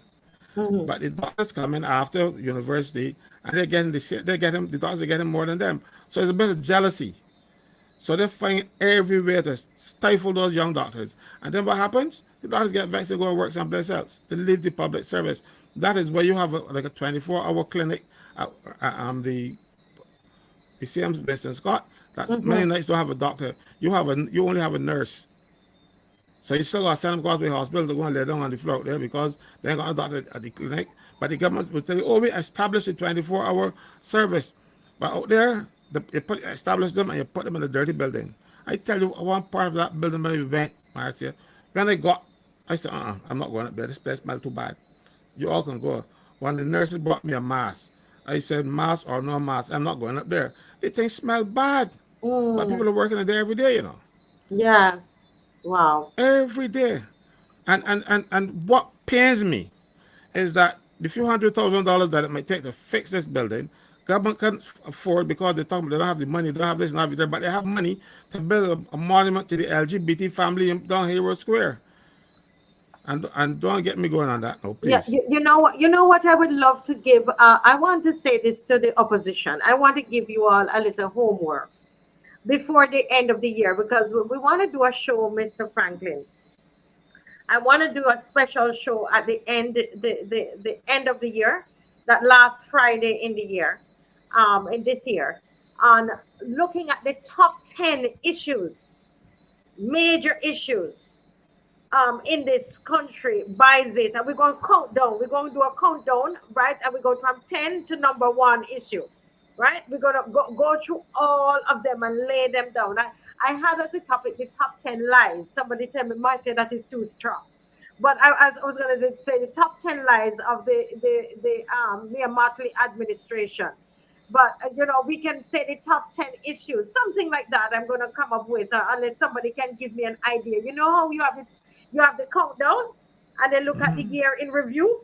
So we want to do a year in the review under the Motley administration. Anybody can help me with a topic? And there's something I want to ask the opposition to do. Can anybody find one issue in Barbados and outline how you would spend that $3 million in fixing that particular issue?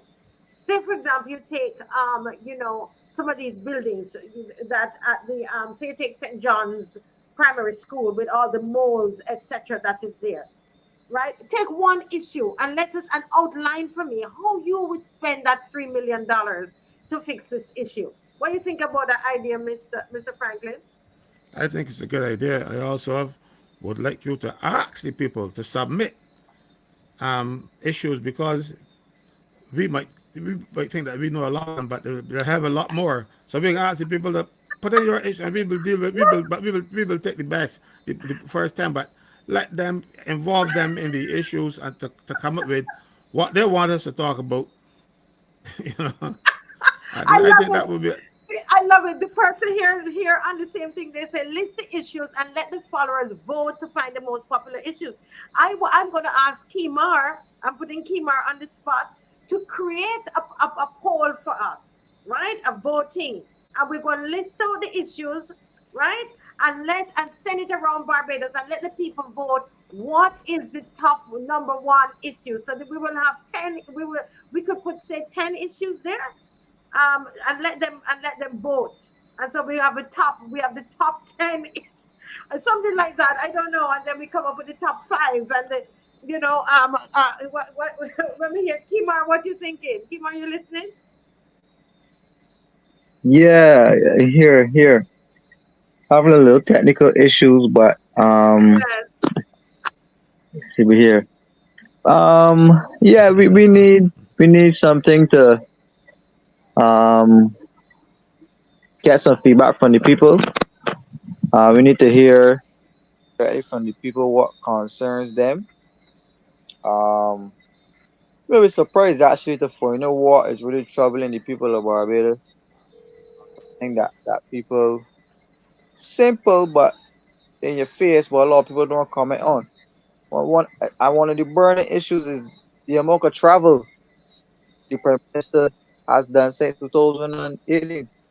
She's just been traveling and traveling, traveling and But traveling and traveling and you know lying what will and happen. traveling and lying some more. You know what will happen. we have these visitors who come to Barbados and we give them awards for people who come to Barbados often.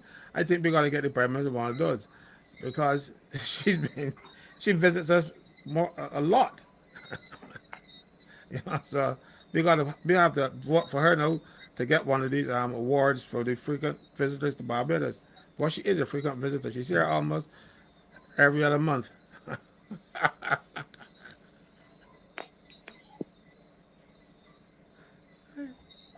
Is Carol, are you on? Is it Carol? Is CS? Oops, can I call her CS? Yeah. You know who I'm talking about? CS. Can somebody help me, or CG? Can anybody help me to go through the chats, whether Facebook or YouTube? Please help me, and write off what we're saying are the issues. Can somebody help me, please? Either Yeah. CG, if you're still Uh, on. Marcy, Yes. Mhm. I I had an acronym for you. Yeah. Before 2018, we had the Barbados Labour Party.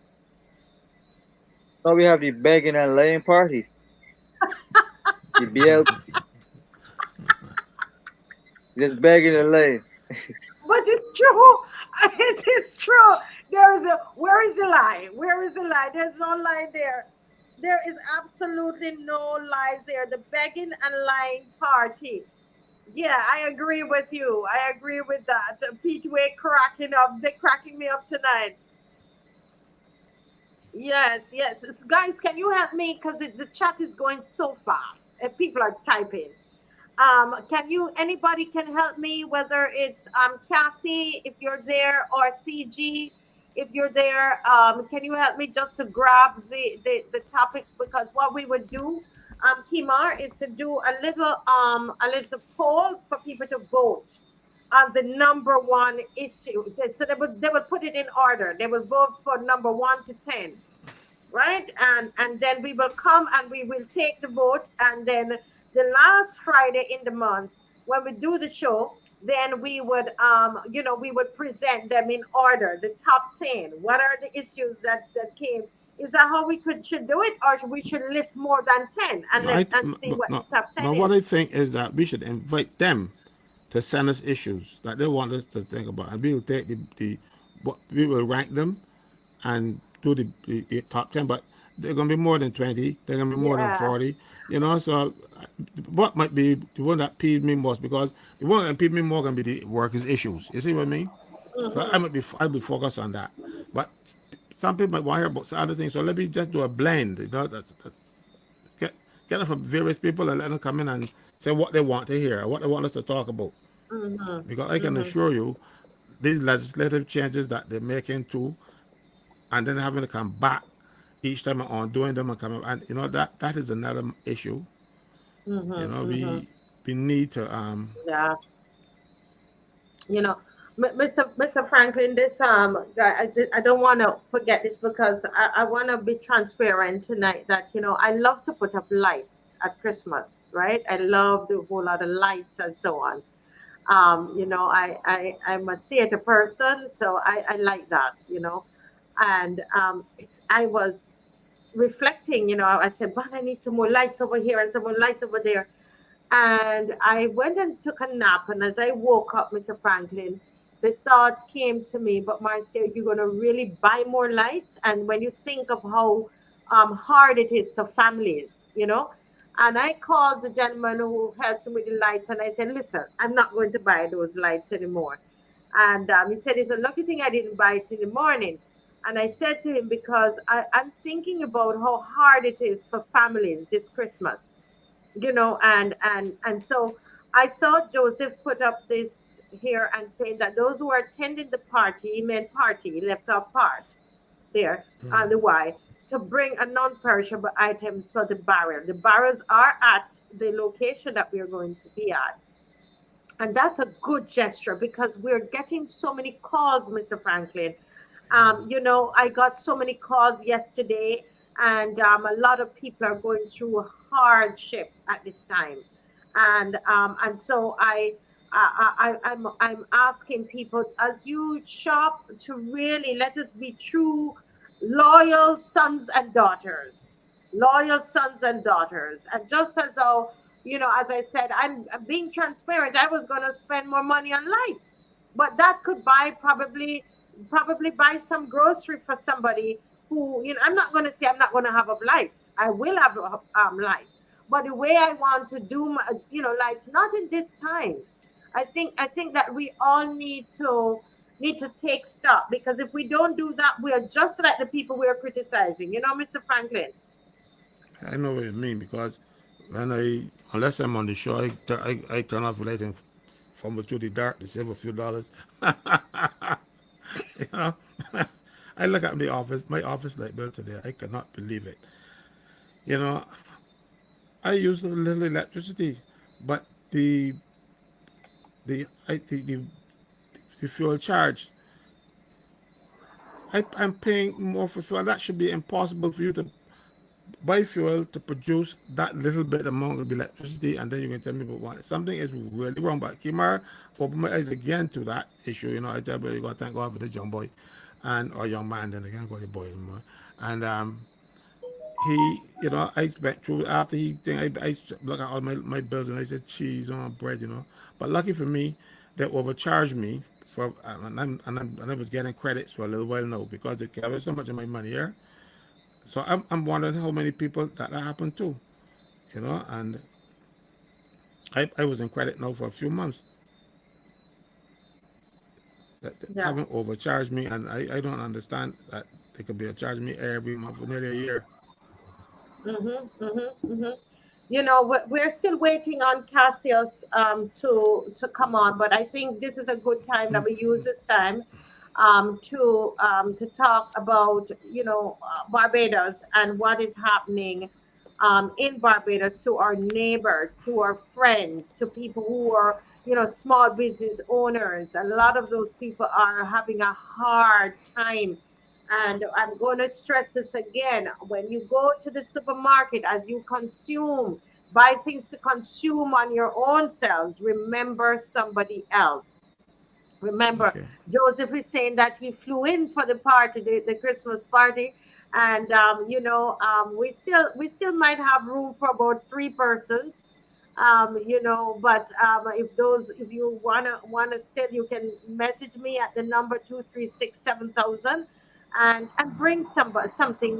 Once we get it, we will transport it to Mr. Franklin, and who people know that they can go there and they can get assistance. One young lady came by you, Mr. Franklin, this week, and she was too shy to ask you for the things. You dealt with her on a different matter, and she told me, she didn't take anything or something like that. I said, no, no, because some of these people, they're accustomed to having their own, and so it's difficult to ask for help. you know there's a voice note as actually going around as well, of someone who is saying there was a young lady who needed help. And if you know that young lady and you can reach out to us, myself or Mr. Franklin, please do. There's a voice note that was in our chat. There's a loyal opposition from the US who sent some help for that person. And so obviously the welfare check is not enough. So I saw the message came out from the welfare officer today, Mr. Franklin, saying that the money was paid on the 1st and the 15th.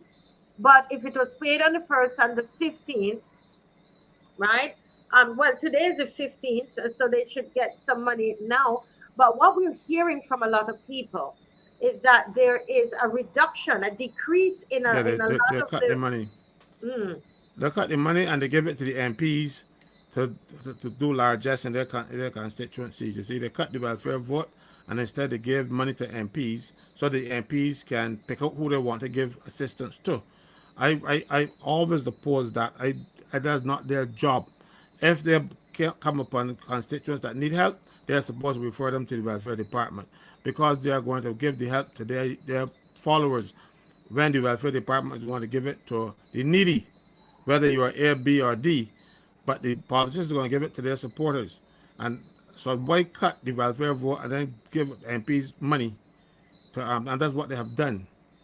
I remember when it was coming, when it came up, I was in the Senate and like I complained about it, because MPs talk about, oh, we put our hands in our pockets. I put mine in my pocket. I don't go to Parliament to get no vote for it. No, if you do it out of the goodness of your heart, where you want to go and go and claim it back. Yeah, You but know, you only Caswell, get, you remember that the government created all of the, in terms of the national assistance, for the welfare, all of the social services in terms of welfare aid. They joined the boards and amalgamated all these services, or intend to amalgamate all these services under one. yeah. To, I've actually had a meeting with the minister and his team to see if I would support it. There are issues, areas where I have some concern, and they have said they will get back to me on them. So I will wait and see what they get back, because, to tell the truth, Minister Humphrey, he's been decent about this whole process. He like the others, they only come to me when they got in trouble, but he came to me up front. So I'm going to be decent with him, and I'm not going to discuss what was actually going on until such time as um, I get the final thing, and I can say, well, yes or no, I don't agree or I agree. But they're actually yeah, amalgamating child care board, um, national assistance board, welfare department, poverty alleviation, or what they call it these days, and the one with the disability unit. They're gonna put all of them together and under one department or one statutory board. They haven't decided what form it will take. That's what I think. That's as much as I will say on that aspect of it. But I don't like statutory boards. yeah. Well, um, again, you cut it, is that you politicizing assistance. Yes. When you bring these, you actually centralizing the power, uh, to step in and to determine how the assistance is distributed. So while you had these specific departments carrying their own mandates, bring all of them under one mandate, obviously you're gonna lose some, right? You're gonna lose some of the assistant, or by doing that, then you're able to clean some of these lists. Remember, the minister said that the welfare numbers jumped from 3,000 to 8,000. The 8,000. So that's 5,000 people that they made poor with their policy, Yeah. and that number has grown substantially since then, right? And nobody seems to be alarmed by that, right? And Humphrey has actually said that even with this price compact, they didn't even live up to their end, right? So Humphrey spoke out in terms of the government's policies impacting on the poor the most and driving people into abject poverty, where they no longer can afford to feed themselves.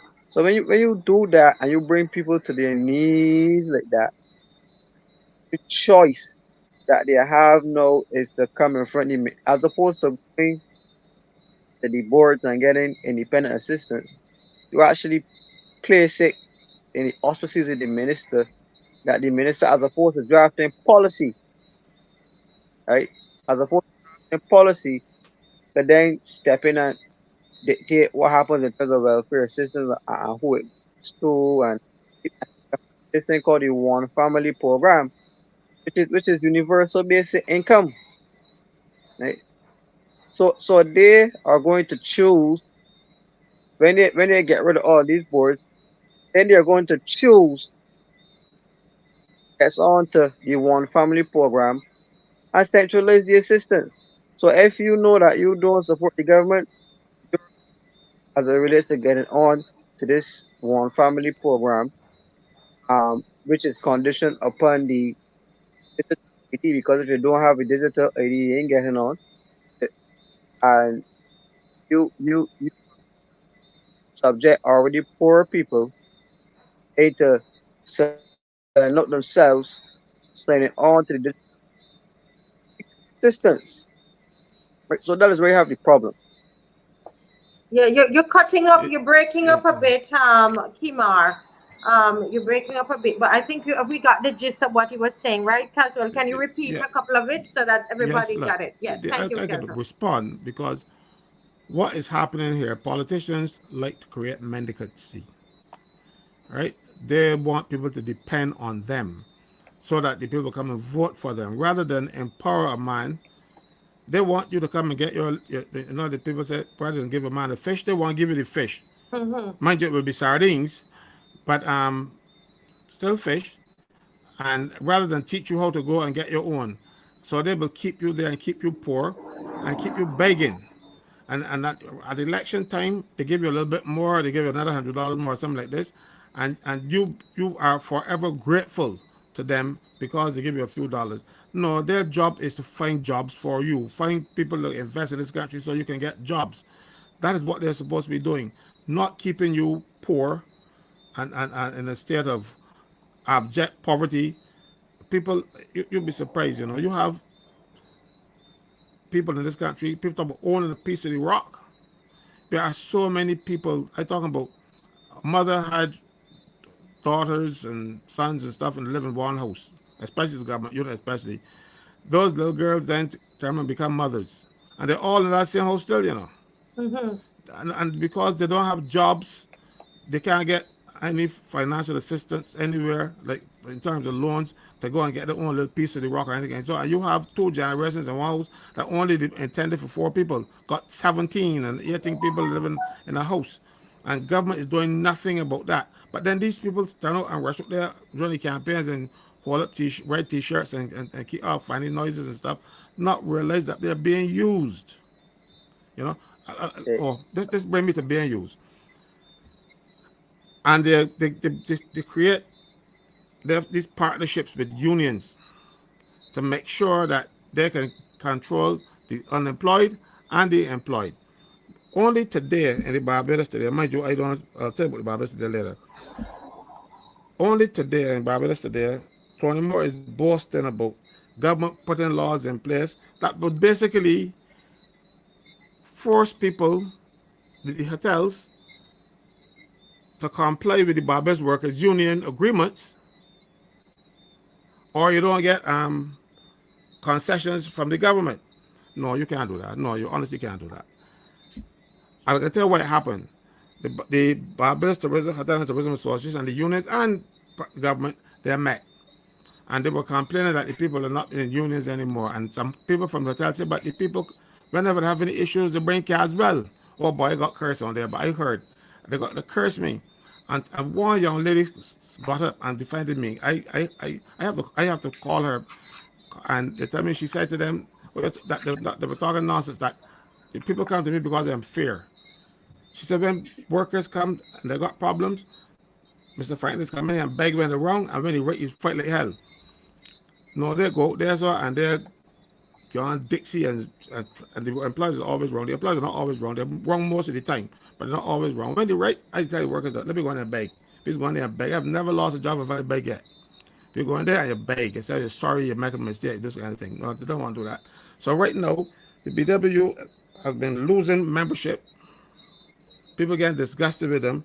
So they're coming up with this bright idea. It's about this today. A story says tourism accord and the Barbados today, and they're talking about um, making the law would be based on the labor clauses, public contract act, and make provisions for minimal standards at the national level, and that you're going to be using the Barbados Workers Union um, agreements over the last 60 years to be the standards. You know, the government should not be promoting a particular union, but that is the one they feel comfortable with. The workers are not going to be yeah. comfortable with them Uh, simply Carol, because quickly, quickly, the Barbados workers, I saw something today on the Barbados workers union signing some a card with the hotels. That's what I'm The talking about. uh, the this thing is so. I mean, this thing stinks to the heavens. You know why?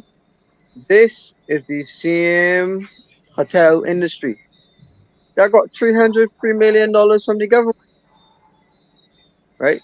You remember the what you call the best program, Yeah.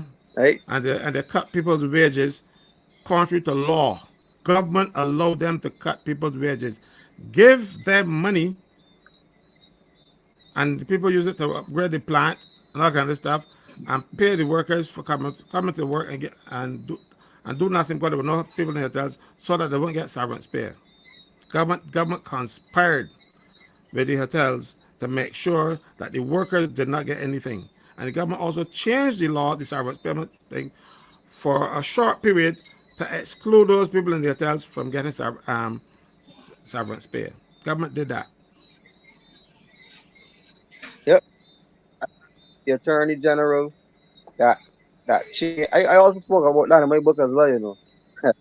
And the attorney general said that he changed the severance legislation, and he said it openly. They changed the legislation to give businesses a lifeline, right? So where the company couldn't pay, the government would pay upfront, and the company is supposed to reclaim. The government would pay, and then there will be some arrangement between the business and the government as to how they will recoup No, no, that has whatever always been the financial. case. That has always been the Right, case. What they did was change the time period for claiming the severance pay. So when they changed that period, you only had 4 weeks of which to claim. So many times people end up there, they were too late.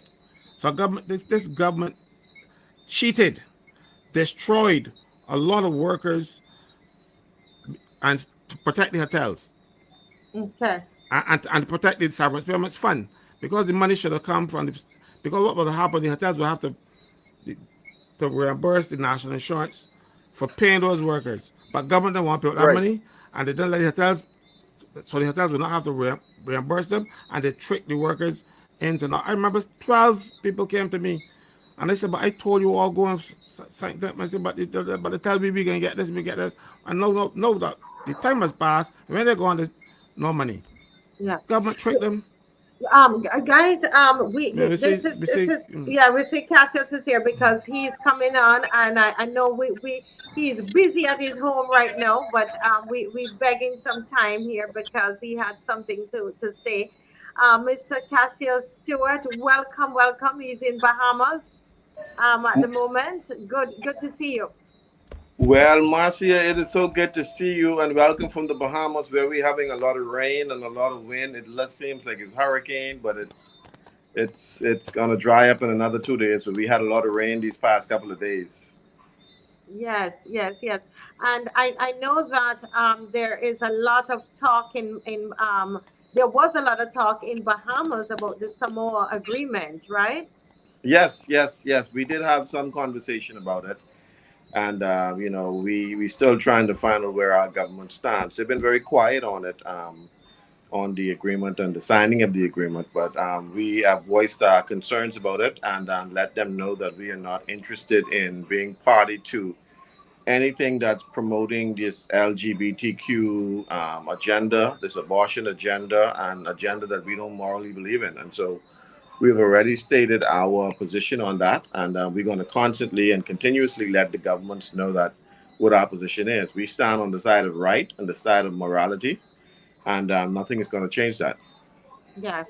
Now, you would have heard a video presentation that was done here by our Prime Minister, where she was speaking actually about the Bahamas and another country. I can't remember the name of the other Belize. country. And Belize. Belize. Okay, two B's. Okay, all the B's. Barbados, Belize, and Bahamas. And she was making some comparison in terms of population growth. And she was saying that look at Bahamas and Belize, look how much they have grown. Their population has grown tremendously, but Barbados hasn't moved in over what I think it was 17 years, and Barbados didn't move. And you made a comment that is going viral in Barbados, and I wanted to discuss that comment that you made, and to because we heard this is a soundbite, but I thought we needed to have a discussion to understand what's the backstory. Why did you? What it was people were just sending it to me today because they agree with it, but they found it so funny. So can you repeat what you said and tell us why you said it? Well, I would just let Bajans know that my grandmother, Daphne Graves, and my great grandfather was Kaiser Edwards, and my grandfather was Willie Barbs, all from Barbados. And so, if Willie Barbs did not have sex with Daphne Eiffel, wouldn't be a Clyde Eiffel, and Cassius Stewart wouldn't be here to talk to you. And so, we gotta take this common sense thing back to basic biology. You know, we want to pretty it, we want to make it sound sophisticated. I've been to many colleges and I have many degrees, so I know the sophisticated talk, but I choose not to use sophisticated talk because these people seem to try to be so highfalutin in their language as if, listen, basic biology is if you want the population to grow, you just got to have sex. Now, some are spinning it and saying that, listen, the cost of living, it doesn't cost you anything but a dozen roses to find a nice woman to make love. And I mean, make sure you're married now. And remember, we have to qualify it. It is a male and female that is going to be able to produce the children.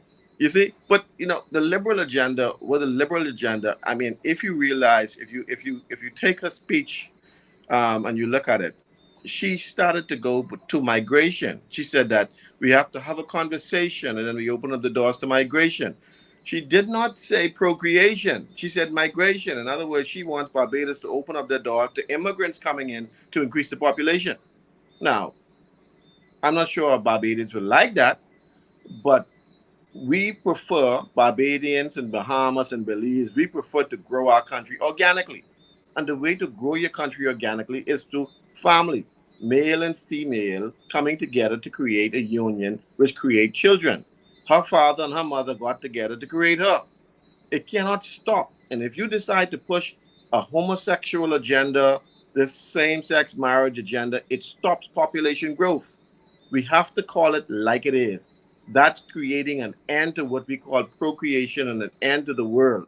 It stops the seed from generating, and it stops the image of God from coming into the earth.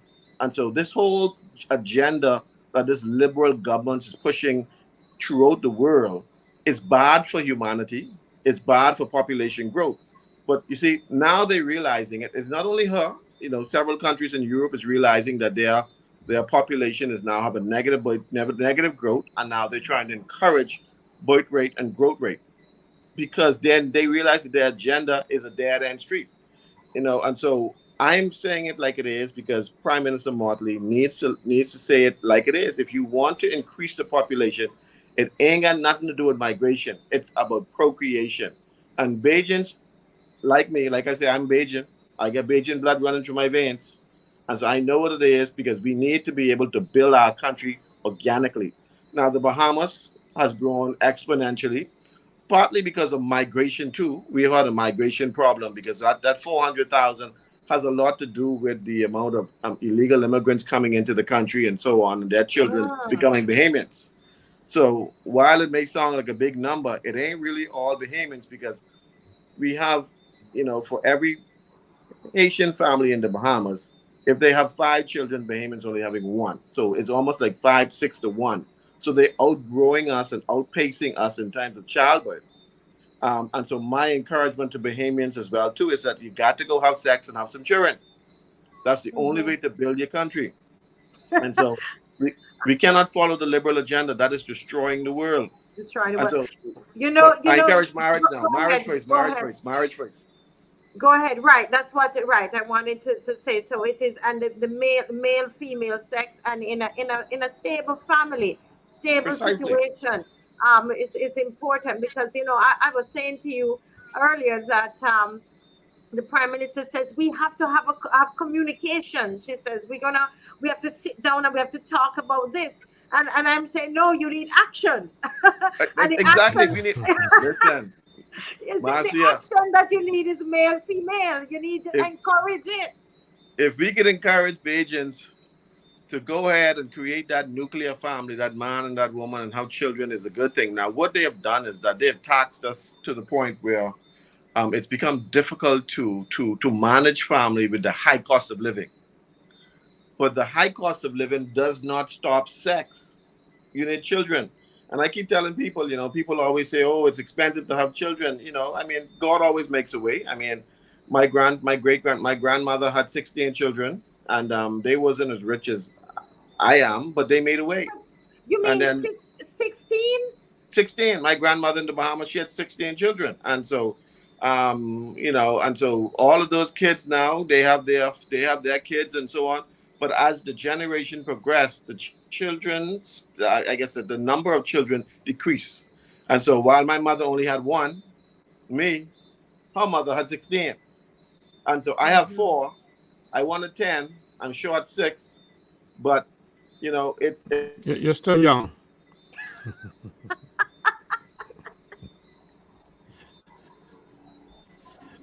in America, they abort 800,000 children every year. They abort the population of the Bahamas and Barbados and Belize every year.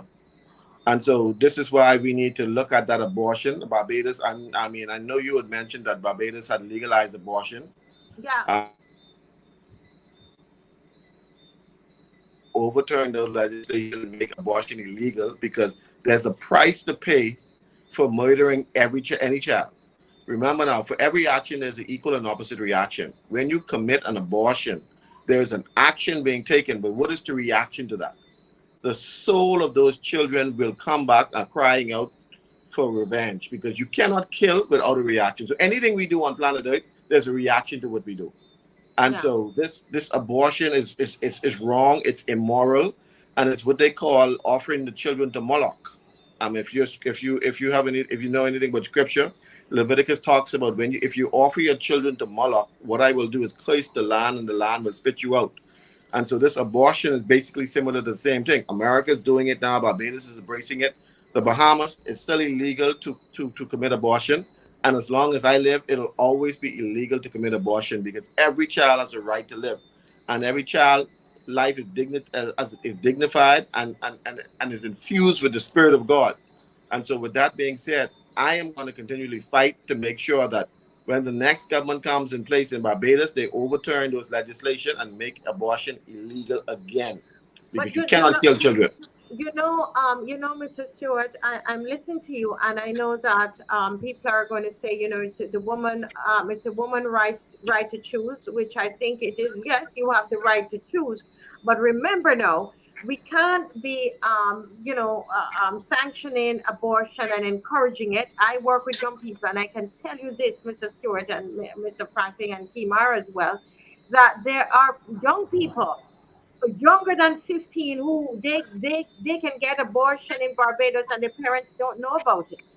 I Yeah. know of situations that has occurred. So when that becomes a part of our your family planning, abortion is part of how you deal with family planning, then why you are so concerned and so shocked that your population is not growing? Why are you so shocked when you're pushing an LGBTQ agenda, Miss Motley? Why are you so shocked that your population isn't growing? It doesn't make any sense. Those are the two things. One, male and female not having sex, no children. If you do have children, then we encourage people to have abortions, which I, as a woman, believe it is your right. But we still need to be able to say that, listen, guys, once you're going to encourage that, understand that it's going to affect your population growth. What do you say about that, Mr. Well, Stewart? I think we become so smart and sophisticated that we become stupid. We all about pushing these rights and liberal rights, feminine rights, and all these rights. And I've seen this because I've been a part of the United Nations over the last several years, so I understand what the agenda is. And it's been this feminist movement of pushing women's rights and this rights and that rights. And, it seems to be intellectual to know that it's okay to kill children in the belly, as if these children are not alive. The minute the sperm hits the egg, that's what they call life. And I read a book the other day. It's called the Book of Enoch. And in the Book of Enoch, it says something very strange. It says, "And this spirit taught men how to kill the fetus in the womb." It talks about the fallen angels. And this book was written almost 5,000 years ago. And this spirit taught the men how to kill the embryo in the womb. That was from the devil from back then. And I said, even today, we're still trying to kill the fetus in the womb. Why? Because that fetus is made in the image of God. No woman have a right to destroy the image of God. Nobody has a right. If you have a right to kill somebody, whether they're out of the womb or in the womb.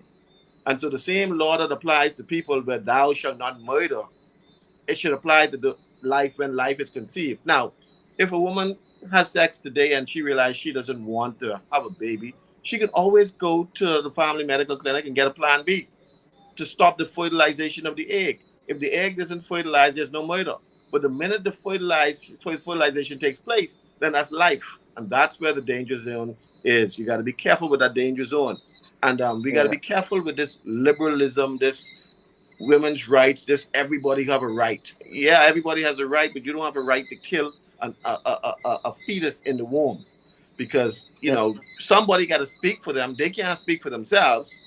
But if if God is true and if the Bible is real, then he said, "Before you was formed in your mother's womb, I knew you." So if that is true, those unformed, those children who are being formed in the womb, God knew them and He already appointed for them a destiny. But we want to cut that destiny short. But when you do that, always remember there's reaction to it. And maybe the reason why we are suffering today across the world is because America's aborted 800,000 children every year. It's because they're aborting children in the Barbados. We talk about the hurricanes and the storm and the unprecedented weather and all this chaotic. We won't blame it on global warming. It ain't got nothing to do with global warming. It has to do with man's immoral behavior. Homosexuality, abortion, all these things is causing the earth to be upset. And the earth is really trying to spit us out because we are creating some actions that are it's just you can't irreconcilable. You can't reconcile our actions. And so we have to begin to go back to the basics, morality, the standard of life, and basically the law. Thou shalt not murder. Yeah. Life is life. And so I'm going to continue Yeah. to preach, and I'm going to continue to speak against this liberal agenda, this homosexual agenda that is trying to destroy our planet, because we have to fight, Marcia. We have to fight. Yeah. Mr. Yeah, Stewart, you don't mind I if I make a comment I think here? Sure, go on. Kimar was on the same show you were on actually. Your namesake, Kimar Stewart. Yes, yes. How are you, Yeah. sir? I am glad to meet you. You know, the honor is all mine. You have a very powerful name, Mr. Stewart. Um, so it's my pleasure to meet you. You know, I saw some of your clips previously, and I always admire your forthrightness in the way you address issue, no holds barred. I'm Um, Bajan. I'm Bajan. well, at least we can add it to our population numbers. You know, you'll be the first one. Tell Mia Yeah, I have but four. Tell Mia she could add my four to her number. well, My four, my four children. yeah, well, we could do that. You know, we encourage that. And I would actually love to see you coming back to Barbados a lot more regular, bringing your children. Maybe if you have sons, you could encourage your sons to get a Bajan girlfriend. And if you have daughters, you could probably encourage your daughters to get a And listen, I got four beautiful daughters, so they may need a they may need a Bajan husband. And in yeah, fact, yeah, we spent our summer vacation in Barbados this year. I brought the whole family down. It was yeah, 11 of us, and we spent a week and a half in Barbados. And I wanted to introduce my children to their aunts and their cousins, and so they could see their family in Barbados. And so we had a really, really good time. And we did a lot of sightseeing and touring and so on. Barbados is a very beautiful country, and the people are still beautiful. And I love Barbados. Always will love Barbados. Yeah. All right, thanks for that one. We welcome you here anytime. But I wanted to make 2 points here. One, on the issue of migration. The issue of migration into Barbados does not necessarily have anything to do with growing the population. It is all about votes, right? So Hmm. Barbados had one of the lowest voter turnouts for this. This is actually a minority government. They didn't even get 40% of the vote, huh? Wow. And a lot of those numbers were actually non-national votes. Vincy's, St. Lucians, Guyanese, people that they allowed into the country, um, giving them citizenship, and then they're allowed to vote. So what we're seeing here is another move to change the face of Barbados into a more metropolitan type state, basically trying to whitewash the population of Barbados, Hmm. right? So Or Chinese wash it. well, they're washing it, they're bleaching it, I should say. Well, if you So know, if you notice something, it's the Democrats are doing the very same thing in the United States. The liberal governments, they are allowing the migrants to come in and they're giving them citizenship in order to change the voting population in the next election. yeah, They're doing the very same thing. It's nothing new. It is a standard of operation from these liberal governments. And so in the Bahamas, though, I mean, because we have a heavy migration of people coming from Haiti, and we are the first stop. It seems as if that's a problem, but our government has used the very same thing. I've met people who could not speak English with voters card on the campaign trail, and so our government has done it. We are guilty of it as well too, and so we have to clean up the mess. Though, I mean, across the Caribbean, we got to fight and make sure that we clean up the mess. Migration I mean, Canada has just announced that they want to bring in 500,000 migrants. America allows, I think, 450,000. Great Britain allows about 300,000 a year, but those are for specific areas, whether it's technology or industrial and so on. So they allow people to come in to build those areas. In small countries like the Bahamas and Barbados, we don't have that luxury because what happens is that our population or the indigenous population will be overrun in one generation if we allow heavy migration to come in, and that's why we got to be very careful. We got to fight for the organic growth of the citizens, not the artificial growth through migration. yeah. I have to agree Well, with you there. I'll I tell you just want why. to finish off quick as well. Yeah. Okay, go ahead. Right. So it is about gaining votes and money, and then on top of that, the government is using this thing about the low population growth to decrease the age of consent.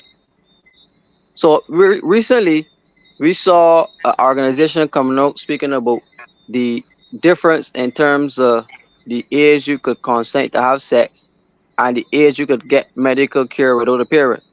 Mm. So they're going to say, well, we want to boost the population naturally, and we want to encourage people to have children earlier, and that is going to be the excuse to lower the age of consent onto a pedophilia agenda, Yeah, yeah, right? yeah. You're right.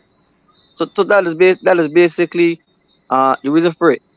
This government, right, and the former representative for the city of Bridgetown, the only female to represent the city of Bridgetown, they actually brag and somebody made a comment earlier. They actually brag that it was her who championed the right to bring abortion to Barbados and family planning, right?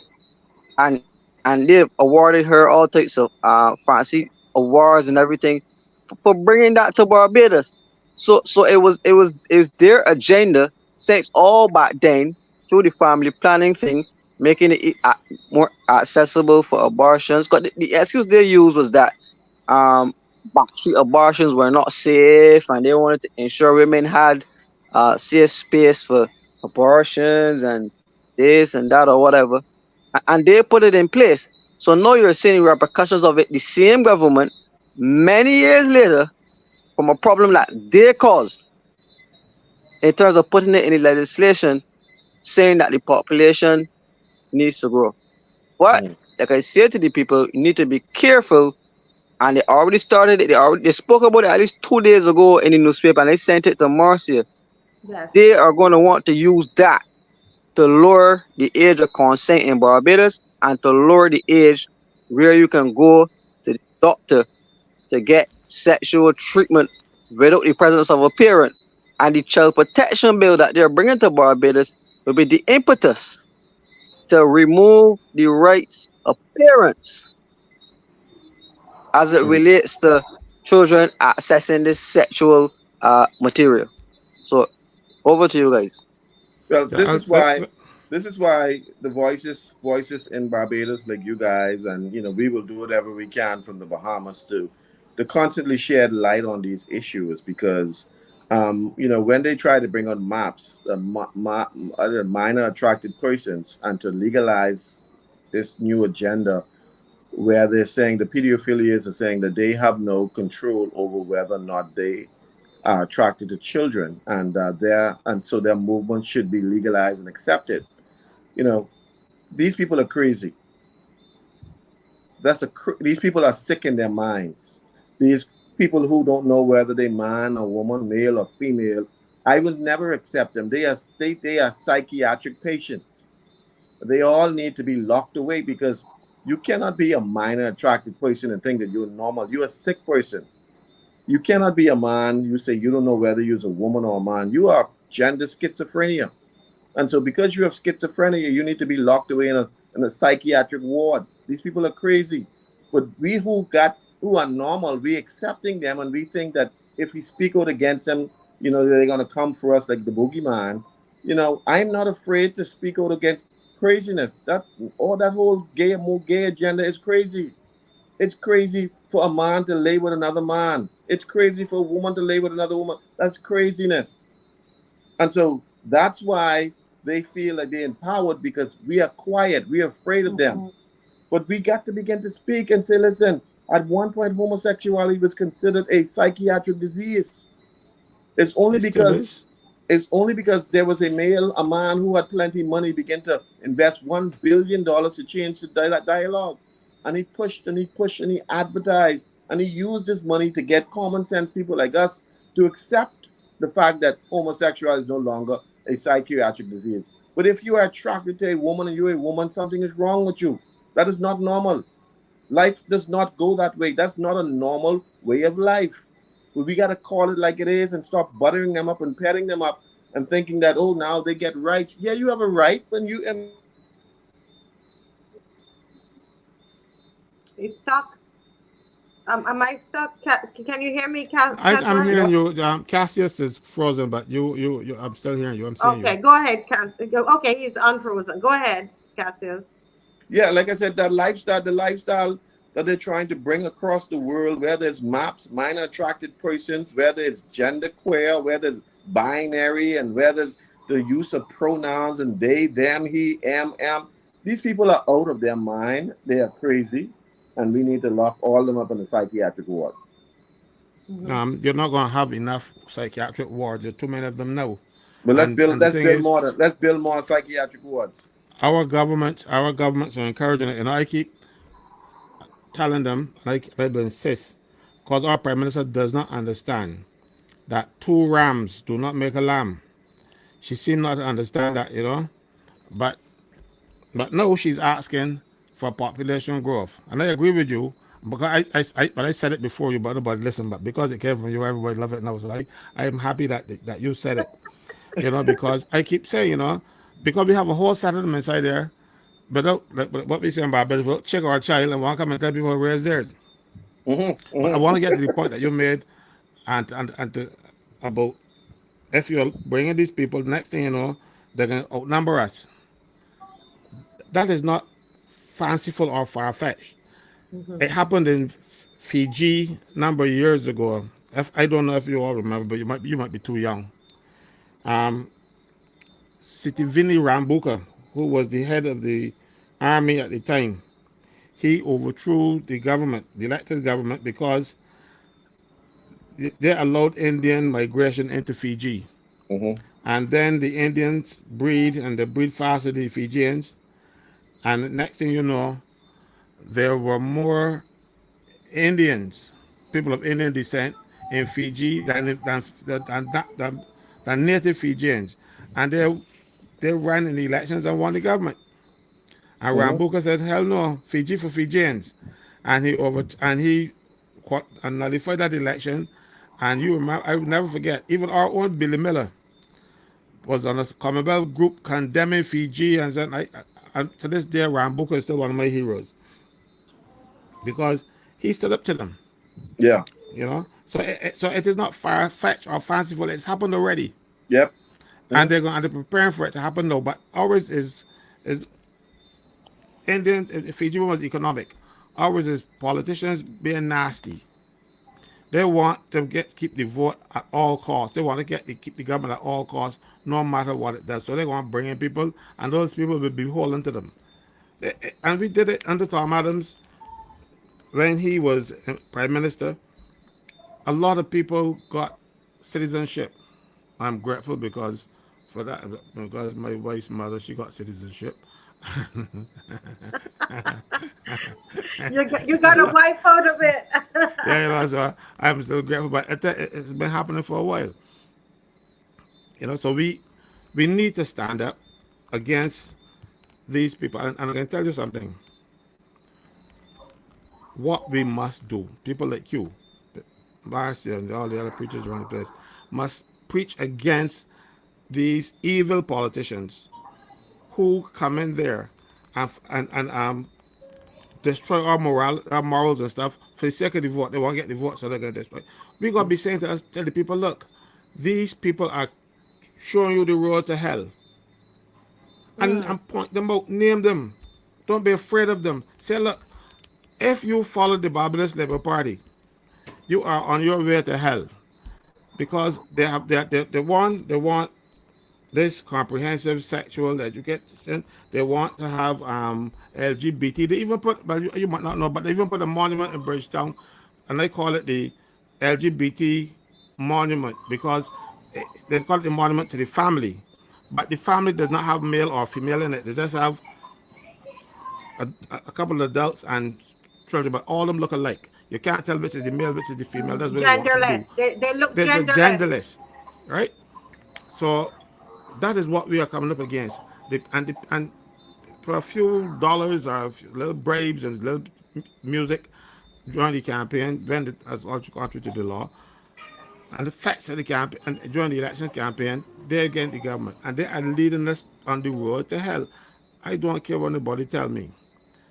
If the Barbadians do not stand up and tell these people, thus far and no further, we will be on the gates of hell knocking, and the thing is, it's going to be so attractive, you're going to be begging to let us in.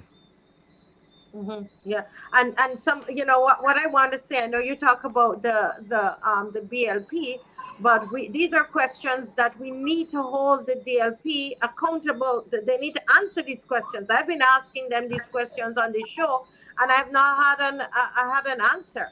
Because we don't want to be jumping from the frying pan into the fire. The DLP needs to come clean with the country and tell the country where they stand on the LGBTQ agenda and where they stand with comprehensive sexuality education. I have not heard from the DLP as an entity. See, the DLP is supporting LGBT as well, because they think they can get some votes out of it. Look, what politicians must do is say, look, whether I win, lose, or draw, I am not going to support certain things because it's wrong. They are like George Santos, United States in New York. He was everything to all men. When he went speaking with the Jews, he had a Jewish family that got killed in the Holocaust, and then when he went to LGBT, he was LGBT. He was all things to all men. That is what politicians have become. As Marvel Santos, it turned out that he wasn't even. He was from Brazil, but he was saying his grandparents were Holocaust victims, and the Jews voted for him. You see, that's what politicians and Bibles are becoming. They're becoming Right. the George Santos is. I just wish to issue a disclaimer here. Um, I am a former general secretary of the DLP. Um, and in all honesty here, as I'm just referencing public record, what is on public record. So that's my disclaimer here. I don't want nobody going to say that I said this or I said that or I put anything in. As a matter of public record, the president of the DLP has said, as a matter of public record, that he fully supports the LGBT. Yeah, I know But that. That's what he said. That they Public support. He's Well, the record. but president. let me hear like Caswell because I know he has Cassius is the Cass and the Stewart.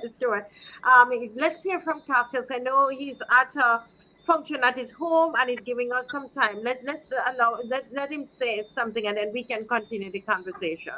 well, if both major political parties in Barbados is supporting the LGBTQ movement, Barbados is in trouble. You are in trouble. You have to have a, or you just need to find a new political party that stands up for what is right. Homosexuality will destroy Barbados. Same sex marriage will destroy Barbados. This alternative lifestyle will destroy Barbados. So, if both political parties are endorsing that, Barbados is in trouble. The future of Barbados is doomed. And so, you who are citizens, I'm speaking to every Bajan, you have to begin to look to alternative people to run your governments. Doom will come to Barbados if y'all don't find a political party that will stand up for what is right. And listen, I am Bajan. I love Barbados. We have to begin to stand up for what is right and find people who want to believe in what we stood for when we became a nation. When Barbados became a nation, the principles, the morals that we stood for that made Barbados a nation, we have to go back to that. We have strayed so far from the truth. We've stayed straight so far from where we need to be. And this is why I'm saying to you, each and every Bajan, if the both political parties are pushing this agenda, do not vote for any of them. We need a new way. We need a new path. We need a new direction. Well, I'm speaking as a Bajan tonight. yeah, yeah. For me, really, as I say, to me, each must be held accountable. We can't be over here talking about the BLP and we're not mentioning the DLP or the APP or whatever other piece. I think that we need to have all the issues aired out and for people to be able to make decisions as to. And I know for me personally, I'm not going to be voting for any party that is going to be pushing an LGBTQ agenda, and this is why I've been asking. I'm not saying that that is what the DLP is doing. I'm asking the question. I have been saying they're far too quiet on the issue. Where do you stand on comprehensive sexuality education? Where do you stand on the LGBTQ agenda? Even the Samoa agreement, I was asking, where does the party stand on these things? Well, I know that Dujon sent out something and said she's waiting on some more, in terms of the Samoa agreement. But if I want to hear from the president, I want to hear them say, okay, they're making a statement. You understand? From the DLP, and they very well might be, taking the positions that I take on it. But I don't know. The well, problem is that Marcia, I don't know. Marcy, what I do is I hope that my voice will be encouragement to many other Bajans to begin to stand up and speak out against the transgender movement, the homosexual movement in Barbados and throughout the Caribbean. So I'm hoping that, I give the people the courage to stand up and say, listen, this is something that we don't want to accept and something that we don't want. In the Bahamas, we have awoken or we have made the light turn on in the eyes of many Bahamians. And so anything that comes over across, whether in the schools, they on that. They're not letting that get past them now. And so because we constantly speaking and speaking now, people are getting the courage to speak out against it. And so I'm hoping that my voice be a voice in Barbados to help you speak out against an agenda that you don't support, you don't agree with, because no man and a man supposed to lay together, and no woman and a woman supposed to lay together. That is an abomination to God. That's an abomination against nature, and it should never be. Yeah. Um, Marcia, I just want to yes. say here that, in all fairness, um, I've never heard and as far as I know, the Democratic Labour Party has never came up with an official position as to how was the party's policy on these issues, right? Okay. However, the head has made public statements to the effect that he supports LGBTQ, right? The head. This is However, Ronnie Yewett. This is you, Ronnie Yewett. Yes. yes, Well, Ronnie, let me tell you, Ronnie and I have been how friends for for a long time. We've been a part of, when we were young, the CARICOM Youth Summit. We've been a part of the United Nations and so on. And so we've been friends for a long time. And if my friend is supporting that, I want to let him know that I don't support that, and I'm condemning him for supporting that nonsense. You got to be a man and stand up for families. You're a married man. I know you're married, but you got to stand up for what families. Do not get into relativism. Relativism is we conform our beliefs based upon what is relative at the time. Truth is absolute. Truth does not change whether it's yesterday, today, or tomorrow. Homosexuality was wrong yesterday, it's wrong today, and it'll be wrong tomorrow. And if you begin to now change because you're into the relativism, you will be condemned and you stand condemned. And that is my friend. And I'll tell him to his face that is wrong. Yeah. Well, yes, go right. ahead, But I just Kima. wanted to say it, right. But I just wanted to say that, and then just asking. I mean, we could put out the ask to the party as a body to Mm, put out an official statement as to how they feel about the specific issues in question.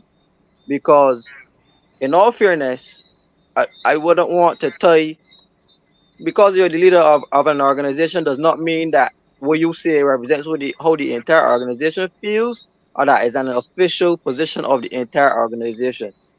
So I would just mm. ask out of fairness that we request a public position from the Democratic Labour Party, how they feel about these specific issues, and not tie up or confuse or convolute how a person how a person personally feels about an issue compared to how the entire organization feels about that specific issue, and the issue in particular is this entire LGBTQ agenda. So that is my Agenda. only ask Right. Mhm. here. I think that's fair. And I want to say that I know, for example, Felicia, who is one of the vice presidents in the Democratic Labour Party. I know that Felicia does not support CSE. I know that. So when I'm saying this, I want to be clear as well. I don't even know what Mr. Yearwood feels about CSC. I am just asking as someone who is looking at. Okay, so when elections come, who am I going to vote for? You understand, Cassius? I'm just saying that these are issues that are important to voters, like myself and a lot of other people. There's a big voting bloc that those things matter to, and so we need to hear, as Kimar is saying, from the party. What does the party say, and what does the party believe? I think Caswell wanted to say something, and then Cassius, I Yes. know you will tell me when you're ready to go. Yes, I The, mean, I'll just say something in closing because I have guests at the house now, so I just have to Yes, go. But listen, I want to thank you all so much for being a voice for Barbados. The country needs you all. The country needs your voice. They need your spirit. They need your energy. And I'm always here to support. I'm always here to lend an ear, lend a voice, and keep continue what you're doing because it takes your voice to make a difference. So let's try and make a difference in the lives of every Bajan because the future of the Barbados depends on what we do today. We got to preserve the seed. We got to preserve what we call the essence of Barbados. And so let's continue to speak. I love each and every one of you all, and Merry Christmas to all Bajan. And if y'all want to send gifts, I accept gifts in the Bahamas. Love you all. thank you so much, and Merry Christmas, Happy New Year to you as well, Cassius. Thank you for and say thanks to your family as well. Okay, God Yes, bless ma'am. you. I'm looking forward to seeing you guys in the Bahamas. So look me up when you guys come. Yes, yes, We we can't will. afford it. We're working on that. We're working on that.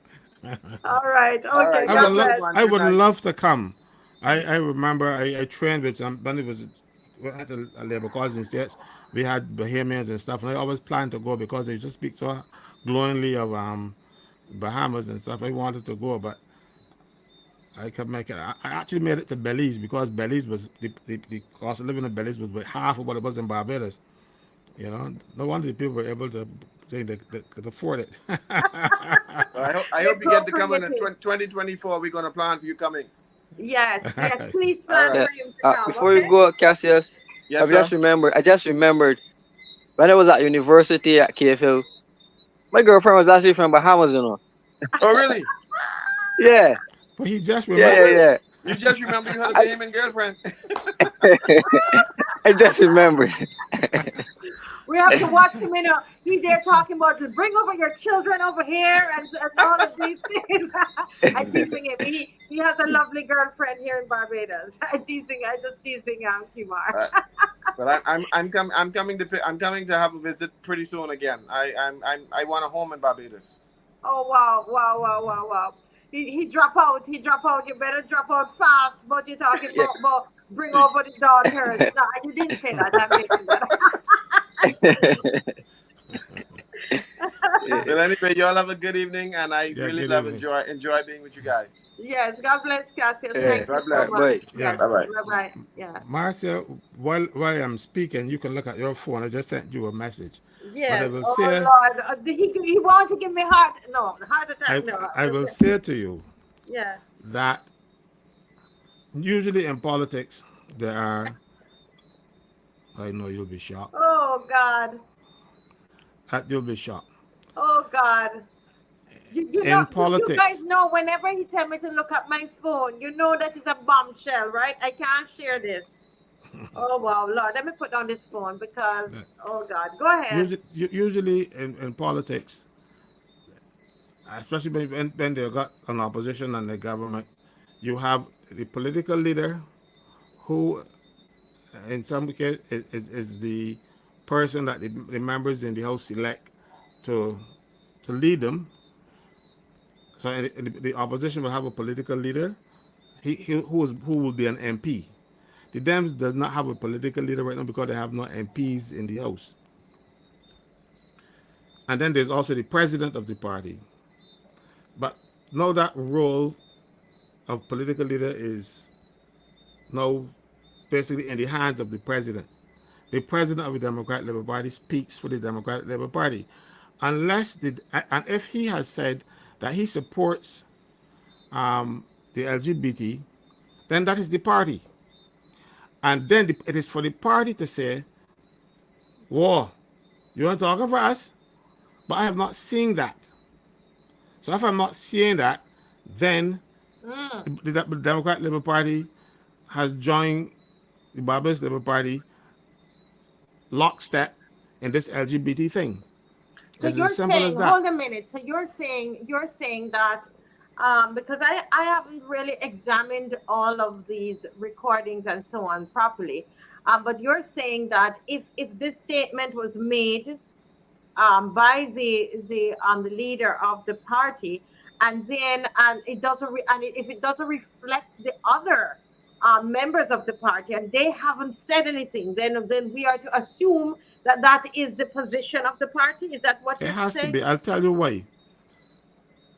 He, the crown isn't sitting on his head very comfortably because there are a lot of people that want to take him out. Right? You remember when he came in, they had everybody was running against him and all kinds of stuff, and eventually had to go to the vote, and he merged with the most votes. Some of those people still, even though he won, are not in support of him. But the Now, point is if that he those won, though. He won. he So won, it says that the yeah, majority of the people want him to lead the yeah, LP, the though. majority of the rank and file that voted wants him to lead, and for whatever reason, those some of his opponents are still opponents. And if they didn't support the LGBT movement, they would have been saying, you see, we want to take our party. Because the people in the Democratic, a lot of them, I've spoken to some of them, thinks that he's a plant that may send him, and Okay. they feel they're not comfortable with him. But what I do proof I do they have on is it that they just don't like him, or do they have have proof that he's a plant? You understand what no, I'm I saying? don't Because think there's any sometimes proof. people, okay, just a rumor. There's a rumor. I've A heard it many rumor, okay. times, and there are people who are saying, and I am telling you, because I've heard it from enough of them, that they feel that he is there to do a Clyde Maskell on the Democratic Labour Party. Remember, Clyde Maskell betrayed the Democratic Labour Party big time. Mm-hmm. And while being leader of the Democratic Party, that is there, a couple of days later, he was minister in Abbott government. That didn't happen overnight. That didn't just happen because when he said, we love you, come quick. There was a relationship going on. I know what the relationship was. Mm. And let's put it, let's say that he was not completely loyal to the Democratic Labour Party. And they found out. And Wayne then had to rescue him because he was Wayne's man in the Democratic Labour Party and still the leader. So people, Ronnie might have the best intentions in the world, but people are not going to support him because of what happened with um with Maskell. I think that they're still smarting from that. Mm-hmm. Mm-hmm. That's the Okay. problem. So Right. until the Democratic Labour Party can come out and make a definitive statement saying we are that was Ronnie speaking for himself because we have not taken a party position. The General Council or the Executive Council has not spoken to it. That's him speaking. That's his own thing. But I have not heard that. I'm hoping to hear that. Yeah. But someone is saying here, Mr. Hines is making an important point here. I think it's an important point, though. He says if the LGBTQ agenda was an issue in Barbados, Mia Mottley would not be prime minister. I don't know why he's saying that. No, I'll tell you But he's wrong. wait, no, I'll he tell you said he's it is wrong. my view that an anti-LGBTQ agenda will not win an election in Barbados. Do you agree or disagree with that statement? I disagree with the whole statement. I can tell you why. Mia Motley did not come out and say that she's LGBT. She has never said so. Right? People speculate. People, but nobody can say. We have seen her with her girlfriend kissing anywhere or doing anything. Mia is So there. these are just rumors, and you're saying nobody knows. People believe it, but they cannot come and say that Mia is definitively. I know of a case, a man who was completely gay, and a guy called him, you know the B word for it. He put him in court and had to he had to pay money because he ain't seen nobody doing anything. So me never campaigned on the LGBT thing. What happens in Barbados? People suspect that she is, and but that is not what captured the people. What captured the people were the handouts, and the unpopularity of the Democratic Labour Party at the time, because and also the National Social Responsibility Levy (NSRL) that was pushed up. One of the fairest taxes we've ever had in Barbados, but it meant that the merchants in Barbados, mostly white people, had to pay the tax up front before they could get the goods out the harbor. And they joined with the unions, they joined with the Barbados Labour Party, they joined with anybody.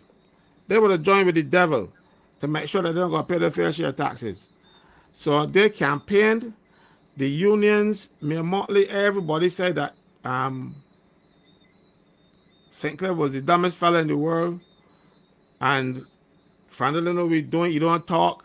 So it was not because there was any LGBT agenda, it was because the Dems were so unpopular. They made themselves so unpopular. And the worst thing they do then they get up on the platform and the guy who's now dead, low, vulgar, get up and call Mia the Belgian W word for lesbian and thing by the platform and all kind of nonsense and thing. And Belgians did not stand for that type of behavior. So their behavior did not help them on the platform. Their performance in government did not help them. Man, look, if we had a party run by Gearbox at that time, they would have beat the Democratic Labour Party because they had made themselves too unpopular. So don't break not to the fact that Mayor won because any LGBT nothing. Mayor never tell about she's LGBT, not once. I should tell them. I said the body should come and tell me, and she's never made it clear to me. I might have my suspicions, but that's all I can have, suspicions, because we don't frequent those type of areas. I don't go to her house and see anybody there or anything like that. Nothing like that. So Mia has not won any election in Barbados because she's LGBT. She might not.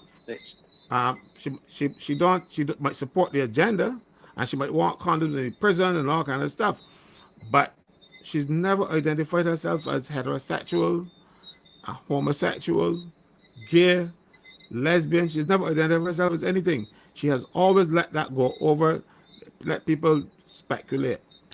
So don't, Mr. Thing, you're wrong there. And they're just the type of people Right. who don't want to know. They don't want to know. They don't want to know. Right. Mayor was providing handouts, hampers, food every Saturday before the election in 2018. You had so much pudding in South Coast, Bashar Yard Gap. The last time I saw pudding in South out there was the Saturday before election. Don't have it anymore.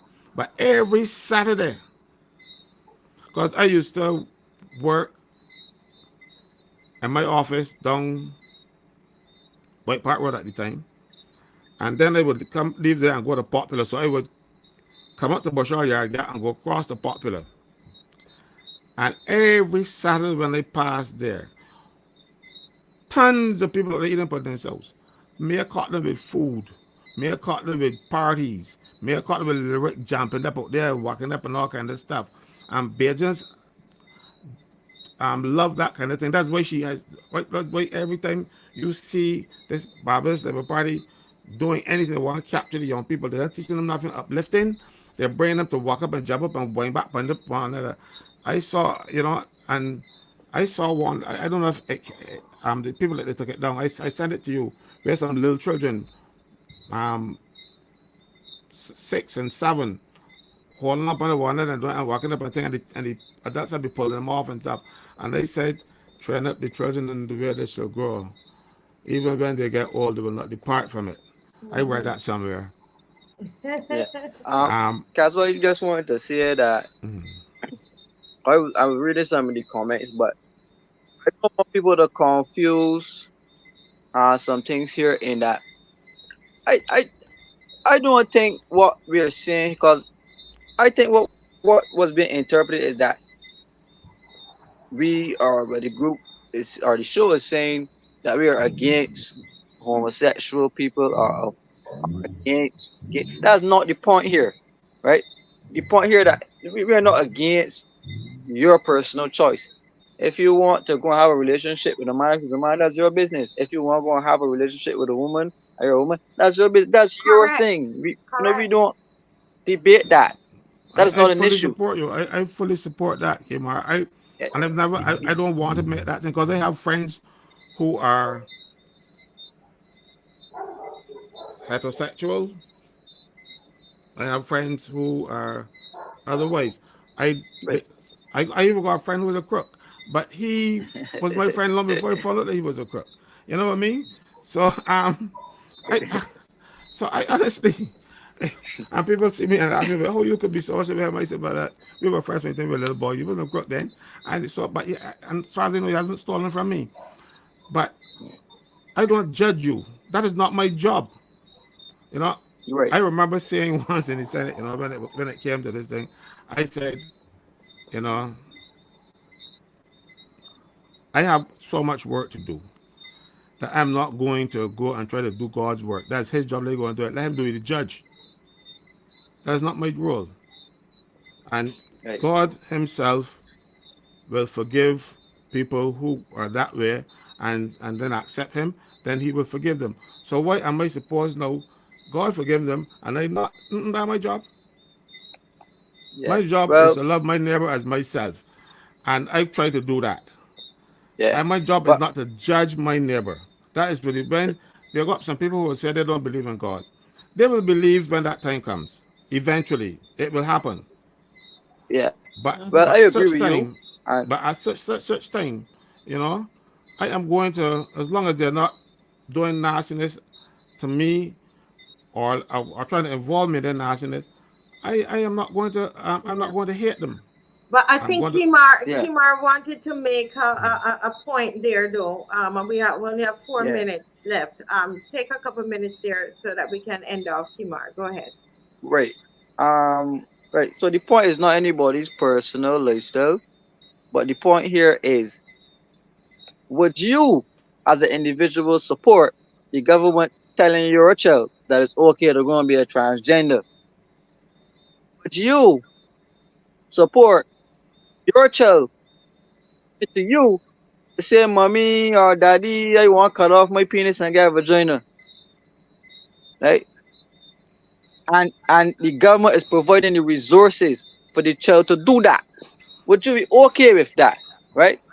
Would you be okay with your child in a classroom? I'm talking about a primary school child, and they're bringing sex toys and dildos and showing the little children in the class what it is used for, right? And teaching the little kids how to masturbate and do all of these type of things, right? Would you be okay doing that? And would you be okay with a PowerPoint presentation in front of your 5-year-old or 6-year-old child with slides showing two men kissing and two women kissing and telling them that is the family, right? Would anybody on this show be okay with being raised in a household with by two men, and you gotta call one man mommy and you gotta call the next man daddy? Would you be okay with that? So that is the problem. We don't care if anybody's gay. We don't care if anybody likes. We don't care about that. The problem here is where the state is setting up this agenda to educate our children that doing these destructive things to themselves from a very young age. Kids don't need to be exposed to that, right? So that is where my problem is. look. I want to add this.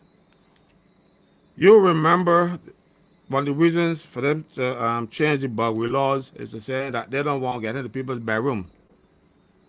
Remember that? But they Mm-hmm. want to get little children in door. So the same people who don't want to get in adults' bedrooms to tell them what they can do, they want to get in little children's bedrooms and try to make them what they want them to be.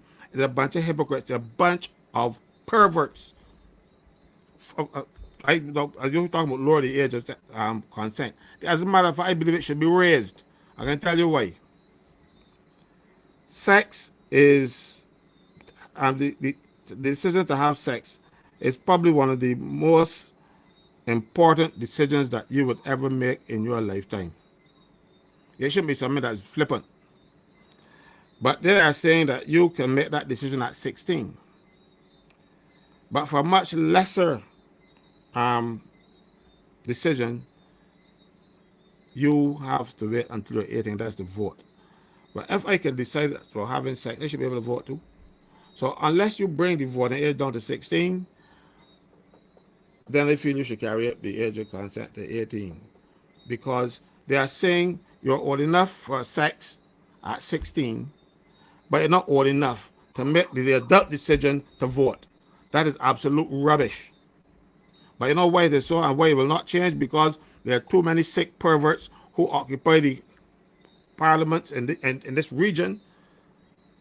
So they want trouble the little children. You know, they want to be the first off the bat with them. They want virgins. Yeah, I'm glad that Kimar, Mr. Franklin, what you just said and what Kimar said, I think it's so important, and I think that for me, I have always, it's 10 o'clock, but I just say this last thing here, has always been somebody who I don't believe in discriminating against people. I've been doing this show over 3 years now, and I've had homosexuals on the show. I've had none of these two here. I've had,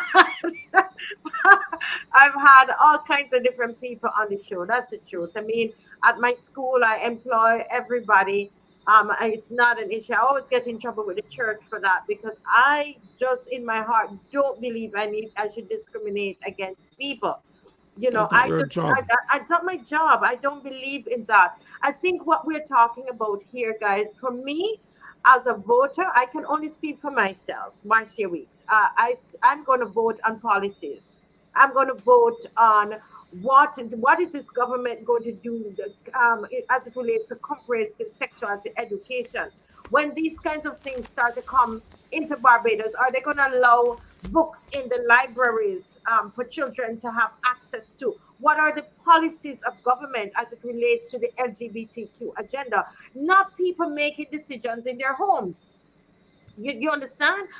That's not what I'm talking about. Can we, it would be like, Mr. Franklin, if I am a Christian and I become the Prime Minister of Barbados and I then start to legislate that everybody needs to go to church on a Sunday and at 10 o'clock and at whatever church I go to. That is it's a similar thing. And what Kamar is saying something here, and I don't, this is a part that I don't appreciate.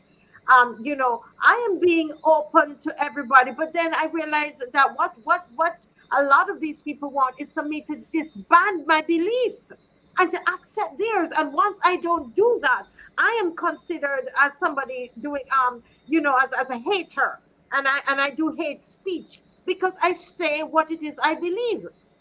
So you can't force your beliefs on me or my children either. I'm saying, what is the policy? And that is what I'm talking about is policy, right? Policy, policy, policy. And the people that we need to hear, to me, we need to hear from all the political parties where they stand on these policies, where they stand on laws that are going to, come into effect at some point, or laws that are already, being legislated. So all of these things, that's what I'm, yeah. Yes, we want to vote out the government, Adrian. I agree with you. I agree with that. But what we're asking is, I'm for you, and I understand what you're saying, Adrian. But what I'm saying is that the people will want to vote for the DLP, but there are some issues in relation to policies, not people, policies, because I always say the LGBTQ agenda is very different from the LGBT, the person who is living the lifestyle. We're not, that's not, I know for sure that's not what I'm saying. That's not what Caswell is saying, and that's not what Kimar is saying. I'm talking here about policies, and that's really what this show, what we're talking about on the show. But yes, I agree with you that we need to bring all the votes in. But Lord, man, Adrian, we need to decide on what we're voting for. And I think at least the people need to do that. But I understand the danger of what you're saying, but we need to the danger of what we're saying. I understand that, but you can't vote against your conscience at the end of the day. That's the thing, Adrian. Yeah. But we have gone over as we did the other night. So I'm going to let Kimar, final words from Kimar, and then over to the general. Go ahead, Yeah, Kimar. well, I was good to have Philippa here and Cassius, of course. We started out on this water issue. So apparently the people who are playing fast and loose, if we stuck on, we actually hit onto something. So now we are saying who exactly was fast and loose with lies. So the begging, the lying, the thieving, all types of things they're doing, right? But the fundamental thing is Barbados is under siege. So while some may accuse us of being treasonous, they are being terrorists. domestic terrorists to the people of Barbados. And when you have terrorism so rampant in the government and its policies, and it's agree with Adrian, we have to raise it and remove threat to the people and remove that threat to the sovereignty of this island. So we oppose anything that destroys the nature and the culture and the lifestyles of Barbadians. And it is high time that we really start to come together as a group and come together as a country and demand more from the people that we elect and that we put in office, because this is becoming embarrassing now that we have a leader who just lies and lies, and she gets away with it, right? So by now we should have a list of the top 20 lies told by the leader of Barbados. Right? So we need to bring back some type of morality. We need to bring back some type of standard, uh, the representation, and it is my belief that the Marseille show and the loyal opposition can be the ones, and we are being the ones who are driving the resistance and certainly bringing about change in Barbados, because they all watch the show, right? They all watch the show. So the attention is on us to set the standard going forward as to what Barbados would require. Not only Barbados, but the region now, because we are all leaders in the Caribbean. As Shanika said, um, as somebody said, they said that I'm a regional economic person. Marcy is a regional advocate, and Caswell, well, he's the world boss.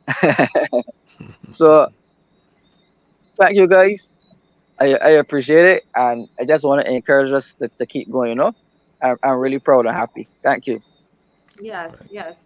Thank you so much, Kimar. We want to encourage everybody. Mr. Franklin will have the last word, so let me put in my few words now. Let me just encourage everyone. Tomorrow, and we did not get to say much of it, but I did put the message in the group.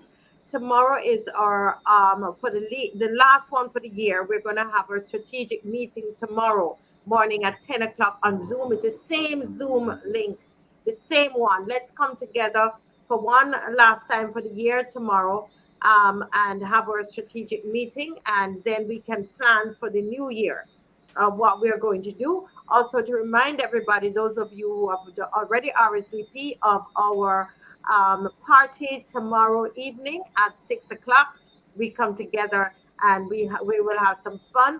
I'm going to ask either Kamar or somebody who's on YouTube, could be Adrian Hines, anybody can capture some of the comments that people are making in terms of, remember we have the idea that we are going to do our top 10 list, for the I don't know if it's going to be top 10 lies or top 10 blunders or whatever, about this administration. There's some ideas out there. We want to do a show just dedicated to that, and then we do a big thing and come to number one, right? Because we're going to do the year in review as it relates to this BLP government. All right, so that's what we're going to do the last Friday in this month. Okay, so over to you, Mr. Franklin. Marcia, I do not hold myself out to be a psychiatrist, but I feel that Barbados or the Barbadians are suffering from some collective Stockholm syndrome. The Stockholm syndrome is where people have they develop positive feelings toward the people who abuse them. And that is what's happening in Barbados, because this administration has been abusing the people of this country, and people still love them. So I can only say it's like Stockholm syndrome. When people get kidnapped, after a while, the people got them, then they start to love the people who kidnapped them. Or your abuser, you have somebody abusing you, and after a while, you develop positive feelings. Well, this is what's happening. Barbados needs to wake up. Stop this nonsense. This government is bad for Barbados. Miss Motley is bad for the world. Um, she cares about Miss Motley, and I'm try to think about anybody else that she might care about, and I'm coming up, I'm pulling up blanks every time. She just seems to think that she has this spoiled child mentality that she must get her way, and when she doesn't get her way, she throws a tantrum, and that's what little children do when they're spoiled. But she's too big for that now, and parents got to see it for what it is and call it for what it is.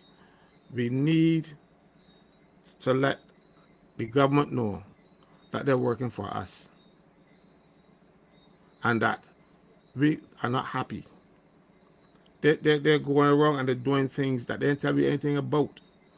I don't expect that the government will come and say, well, we want to patch the potholes, so we want you to approve or anything like that. But major issues should be brought to the people, especially when they were not told to us during the election campaign. This is not what you were saying that you were going to do for us. And then we're finding out about all these other things after the fact. And springing upon us, and they're springing them on you at the last minute. So what we need to do is to stand up. Just stand up and say, no, if we stand up, government will say, oh, because too many people stand up, they can vote for me. So, but if you don't speak up and not let them know that you're not happy, we have too many people in Barbados who are going hungry, and we are turning a blind eye to that too. We should be telling the government, look, how can you sit down or whatever they do, or go sleep at the wheel and allow your fellow Barbadians to go hungry? We should be telling the government, no, you can't do that. Put resources behind these people. Help them find jobs. Help them find decent place to live. And the thing about when you have people who are unemployed and have children, you know what it is to have a hungry child. It's one of the worst things you could imagine. Having a hungry child, you can't feed it. And I'm there, and I don't have any proof. I don't have any numbers, but I can say that it might not be a major part of the crime in Barbados, but it will lead people to crime. When you can't feed your own children, you're going to find something to feed them with. Find jobs, what the government should be doing, not these fanciful LGBT things that they're getting involved in and this nonsense. We need a government that will look out for the most vulnerable people. The rich people don't want the government, They don't care about that. They don't need it. They will get by. But the people at the bottom who don't have anything, they need a leg up. They need a helping hand. And the helping hand is coming when the government joke the hand in your welfare. They give you $500-700 but everything going up. And finally, what I'm going to say to you. Remember some time ago on one of these programs I said that the national insurance can go up. There is unemployment people giving them entry benefits and stuff. That it will go up. You also sent me that clip about the national insurance. But we're gonna do that. Let's do that on yeah. We're So gonna do they're that. doing everything Sunday. against the people of this country, and they're giving jobs to their friends. Every so often today here, somebody, GNL Marshall or somebody like this, is the Ministry of Education spokesperson or whatever. No, the spokesperson for ministry is the GAS. So why we having two people being paid for the same job? That's what the GAS was established to do, and each ministry has should have an officer assigned from the GAS. But no, we have every ministry you go around, you see they got a consultant there doing this work. The government just looking out for their own people, and they're not looking out for the people. So I just hope the people listen, understand that they're being unfair, and shake themselves and get rid of these people. Yeah. Thank you, Caswell. Very well said. We did announce that we were going to talk about the update from the Guyana and Venezuela meeting. We're going to get that done on Sunday when Honorable Coretta McDonald will be on the show. So our apologies for that. Okay. So that didn't work out tonight, but we're going to do that on Sunday. My sincere apologies. Okay. God bless you all, and see you on Sunday. Some of you, I will see you tomorrow at 6. Those of you who RSVP. And then I see the others of you on Zoom tomorrow morning. Okay. God bless you all. Have a good night. Bye bye. Good night. Good night.